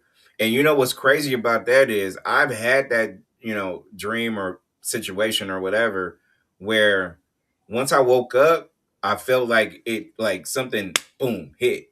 You know what I mean? Like it was like I'm falling, falling, falling. But then it's kind of like I'll feel the thud when I wake up or Wow. whatever. So I've never hit the bottom of them. I'm falling, and then it's like you just gotta focus and concentrate, and then you can boom, like stop falling and have control of how you move. Really? But you just like if you woke up falling, you like, oh, you know what I'm saying, and you panicking or whatever. Yeah. You can just pull it together and be like, relax and focus. Yeah. Hey, Stop. have y'all been shot? Yes, I've been Man, shot in my back. Yes, I've I've been been shot shot in in my my back, and I could feel it, and that's when I woke up. I've been shot in my Damn. stomach, man, and that hurt like a mug. I woke up too after I felt it. I was I've like, oh my almost goodness. gotten on several occasions. I almost got something just trying to stab me in the stomach, and I'm grabbing the blade and pushing it to the side or whatever. But yeah, I felt something like trying to stab me in the stomach, but I've never been shot. I've been shot in the back. So they saying when we go to sleep, especially when we're in that what's that REM sleep or whatever, they said that's really when we're actually living. We're living our other lives or whatever. You know what I'm saying? And I was just like, that's Have a y'all little. seen something? Don't judge me. I think I was up late night. I was watching some shit, and it was like conception, like when what was it when the seed hits the egg or some shit like that or whatever. Some weird random. I was up late night watching or whatever, but somewhere before a child is born, there's like a flash of light or something like that. I don't know if y'all ever heard it or saw it or whatever, but Yeah. it's a Mm. flash. And they say during that flash, it's supposed to be like your soul or whatever. Because And soul never supposedly never ends. You know, it can right. just go from body So to body. The soul never ends. yeah, V, it's interesting you say something about darkness and stuff like that, which I get too, because sometimes I feel like, when you go to sleep, and since you said it too about you're in another realm when you fall asleep or whatever it is. So, you close your eyes, it's dark or whatever. So, we've all had those things, but a lot of people are also saying too, like, we're in our shell, right? So our soul is like a bright light or whatever the hell, right? You know what I mean? But y'all made me think about that whole thing that I was watching or whatever. So, seeing that flash of light hit that like egg and that semen or some shit like that or whatever was weird as fuck, right? Because where did that come from? How did that get to be where it was or some shit like that? That tripped me out. Mm. Yeah, life is crazy. That life and death situation is an interesting thing to try to figure out, because we know what makes a life, but we can't recreate it. So, and we don't know what happens after death. Mm-mm. We just know what some of these people say they know in dreams or whatever. You know what I mean? So yeah, it's definitely you know, deeper than that though. But I watched a couple of these things where they had these people that supposedly died and came back and stuff like that, and most of them were saying that it's always a light that you're supposed to walk to, and they said basically if you walk through the light, you probably going to heaven, but they said most of them don't go to the light And if they don't go to the light, they come back here as reincarnated. Yeah, we see that shit in movies too, though. Like, you know what I'm saying? You at the light, you have a conversation with whoever died before. No, you're not ready yet. Go back, go back over there. It's a lot of things I wouldn't want to come back as. I know that. Oh yeah, me too. I was thinking that I wouldn't same want to thing. come back as a cockroach or something. Yeah, like I don't want to be no animal. That's a cool Man, they life. live forever though. They live forever. Maybe it's a cool life. They live forever. They don't die. Long as they stay out of the kitchen. They said they get stepped on. You know what I'm saying? Hey, it could be a nuclear explosion and everything's off the map, but them motherfucking cockroaches will still be here. But who knows? Like I said, the insect life might be cracking. Who knows? You know what I'm saying? But hey, them ants though, another one live forever. Well, that also seems about what position you got in the ant farm. Because if you just at worker, you get to go exploring all day. If you the dude and then they got to tend to the queen, that's a shitty life. Hey, they did this. They did this. Go outside and shit. You too big to even get outside and shit. I just heard about this study the other day about ants that they did, and they said the ants, man, they be like, it's almost like humans, man. They like take over other damn ants. They have wars and shit like that, and then they make them their slaves and shit. It's just like, wow, how they find that shit out? They must be from the South. Oh. I know that because I used to fight ants as a kid. I know that Me they too. would fight. So the but roller I didn't know coaster. that they would like colonize a colony. Yeah, that's what they do, and they be working for other ants. See, I didn't know that. How did you used to fight ants, V? You get a toothpaste top. Get a toothpaste top, put a red and a black ant, or shit, a little cup or something like that. Anything small to where they ain't got no choice but to interact with each other. When you pull that cap open or you pull that cup off, they in there scrapping, buddy. What the hell? Bro, we used to throw roly polies in the piles, like get them watch them take them roly polies off, man. Y'all vicious. Yeah, we were kids. We was yeah, man. We throw them roly polies in there, man. Like, yeah, we throw them in the red ants. You know what I'm saying? Then we throw them in them little Y'all orange. over there doing ant fights like dog fights and shit like that. I had gutter water races. On Saturdays when people washing their cars, the gutters will be filled with, man. You get a popsicle stick, and that's your boat. And they said we had imagination. To the end of the street first. Yeah, we had imagination, man. You know, God damn. So that cat was like the Coliseum, and y'all was like Julius Caesar and shit. God damn. Yeah, we was Julius Caesar. Yeah, but we used to make ants fight. Yeah. Oh my God, bro. Never heard that shit before. That's crazy. Shoot, I be fighting them. Creative enough as kids. Basically. Man, I tell you, the funny thing, there was like where I lived at in the woods I used to run, and a cow had died, or somebody put a dead cow in the woods, right? And then them ants got to it, dude. They cleaned that cow to the bone, Jack, in about a month. Ants? Yeah. They cleaned that cow to the bone. To the bone. I mean, them bones were shiny and shit. They were like, how long did it take before they did what they did with it? I say maybe about a month, give or take. A month, that's it? That's it. And maybe less than that. Maybe less than that. It's probably thousands of ants too. Man, millions. Ain't no thousands. Millions. Millions. Look, when them ants found that carcass, it was like one of them horror movies where you get infested by the bugs where you don't see no skin. That's how that shit looked. And then I'll run by it, and I was like, damn, they eating that cow up.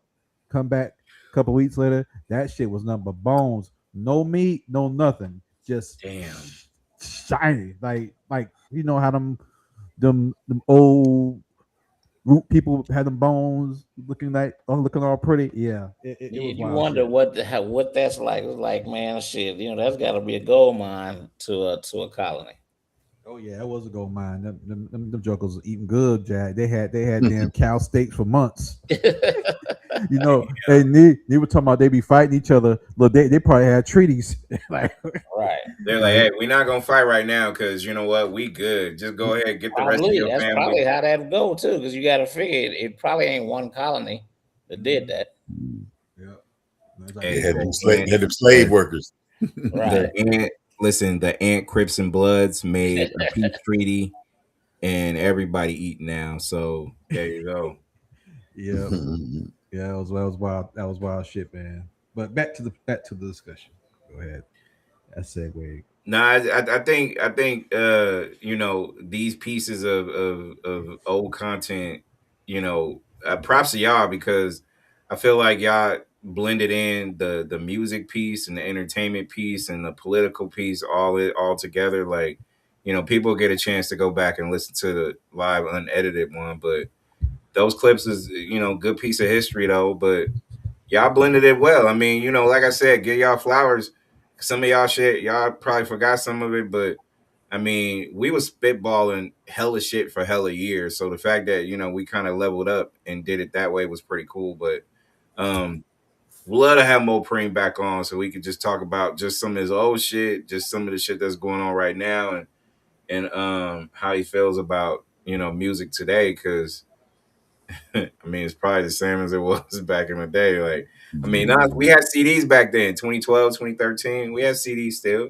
Mm-hmm. Yeah, I was listening to some CDs, man, in my little bucket car.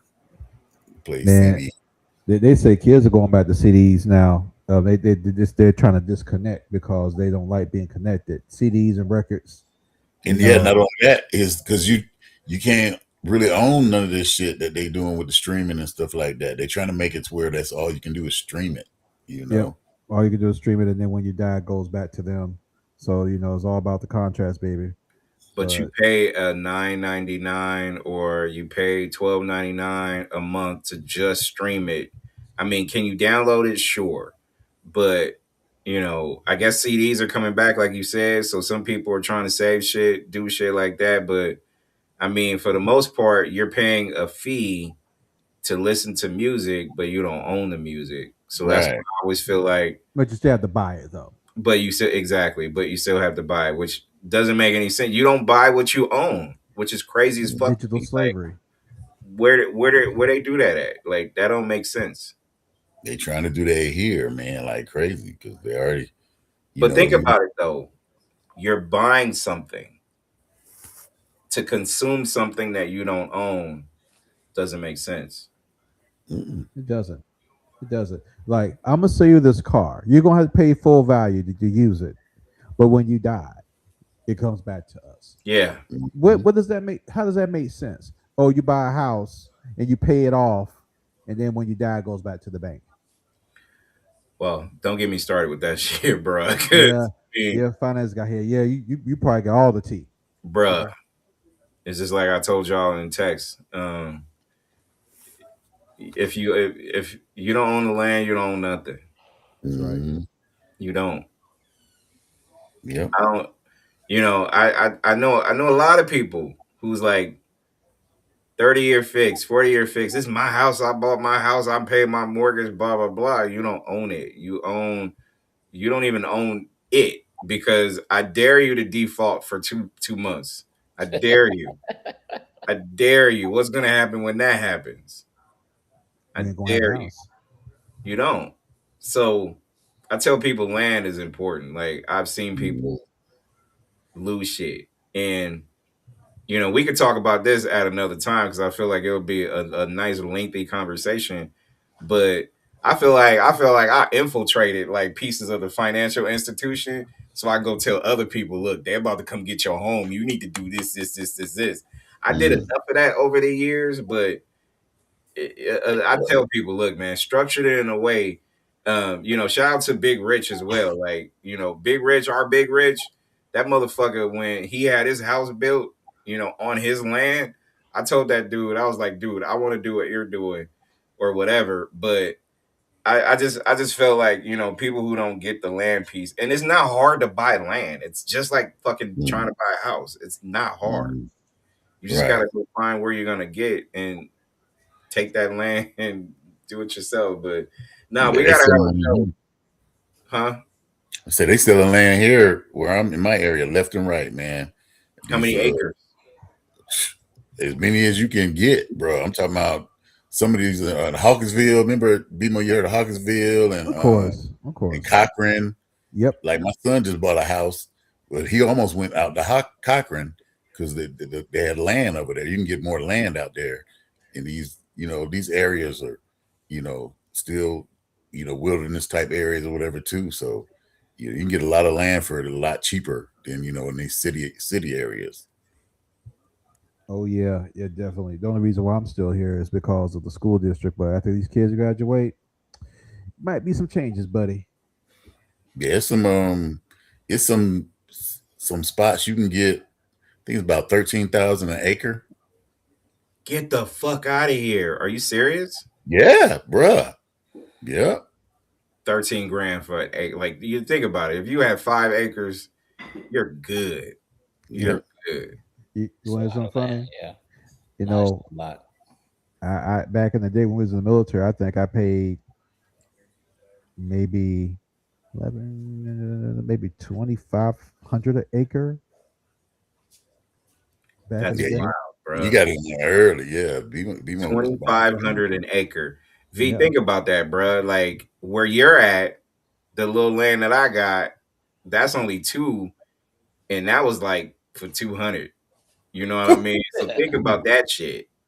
I mean, it's cool, but it's not. But when you hear about shit like this, Yeah, I want 5 fucking acres for you like put about that. You know what I mean? 50 10. acres and shit You there. know, like god damn.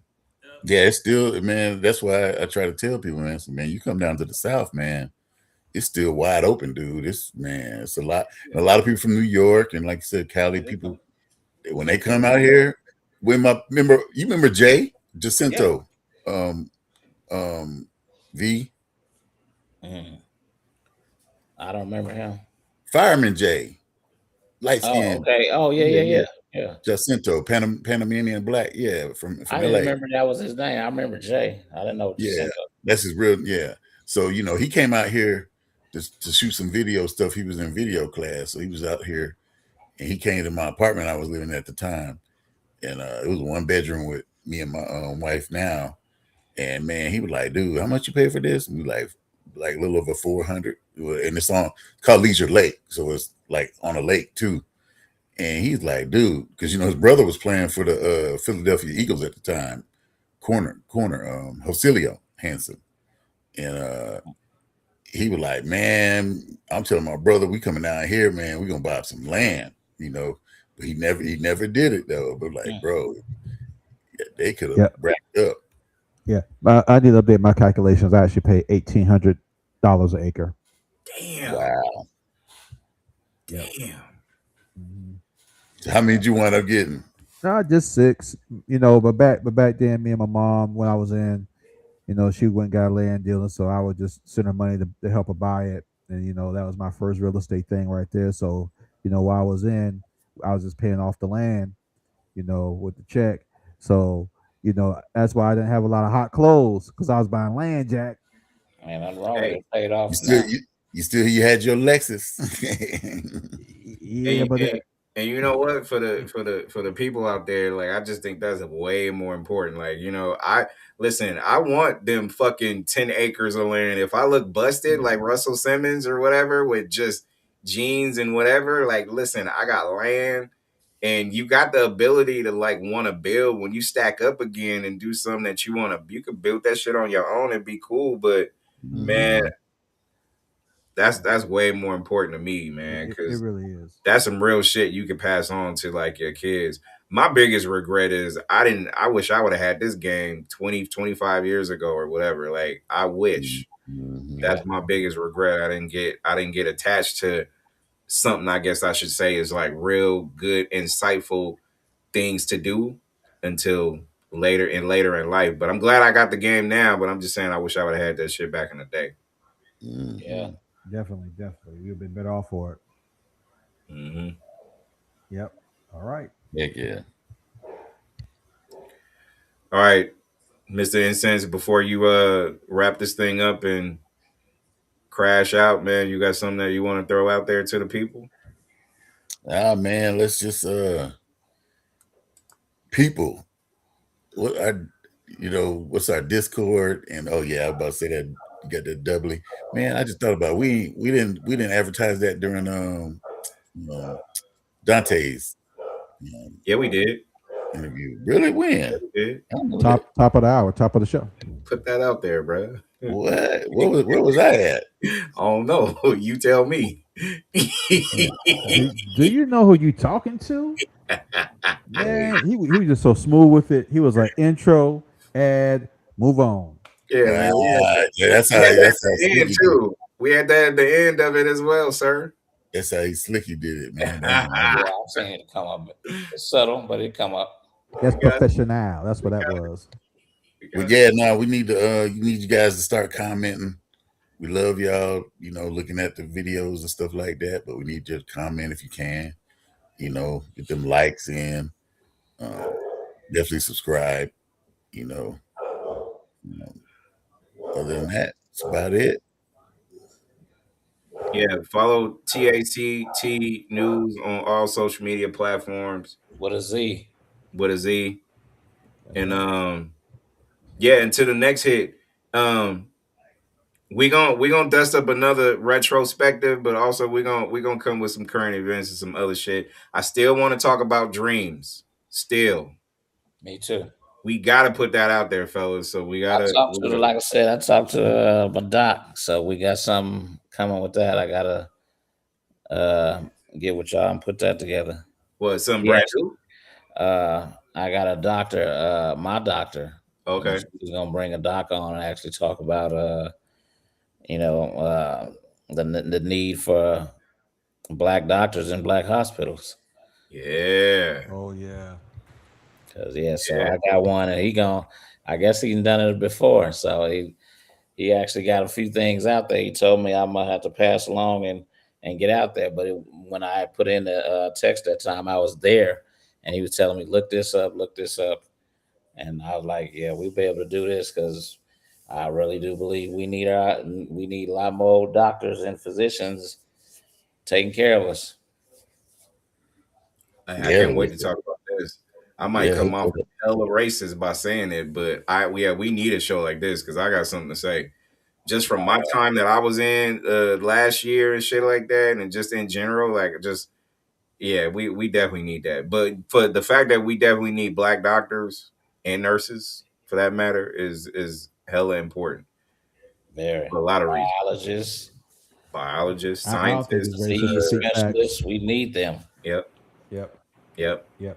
I'm ready for that one. Lay it on us. Make it happen. Yeah, make that happen. Okay. All right, fellas. All right. Here goes another one. Until next time. Peace. Yep. And another.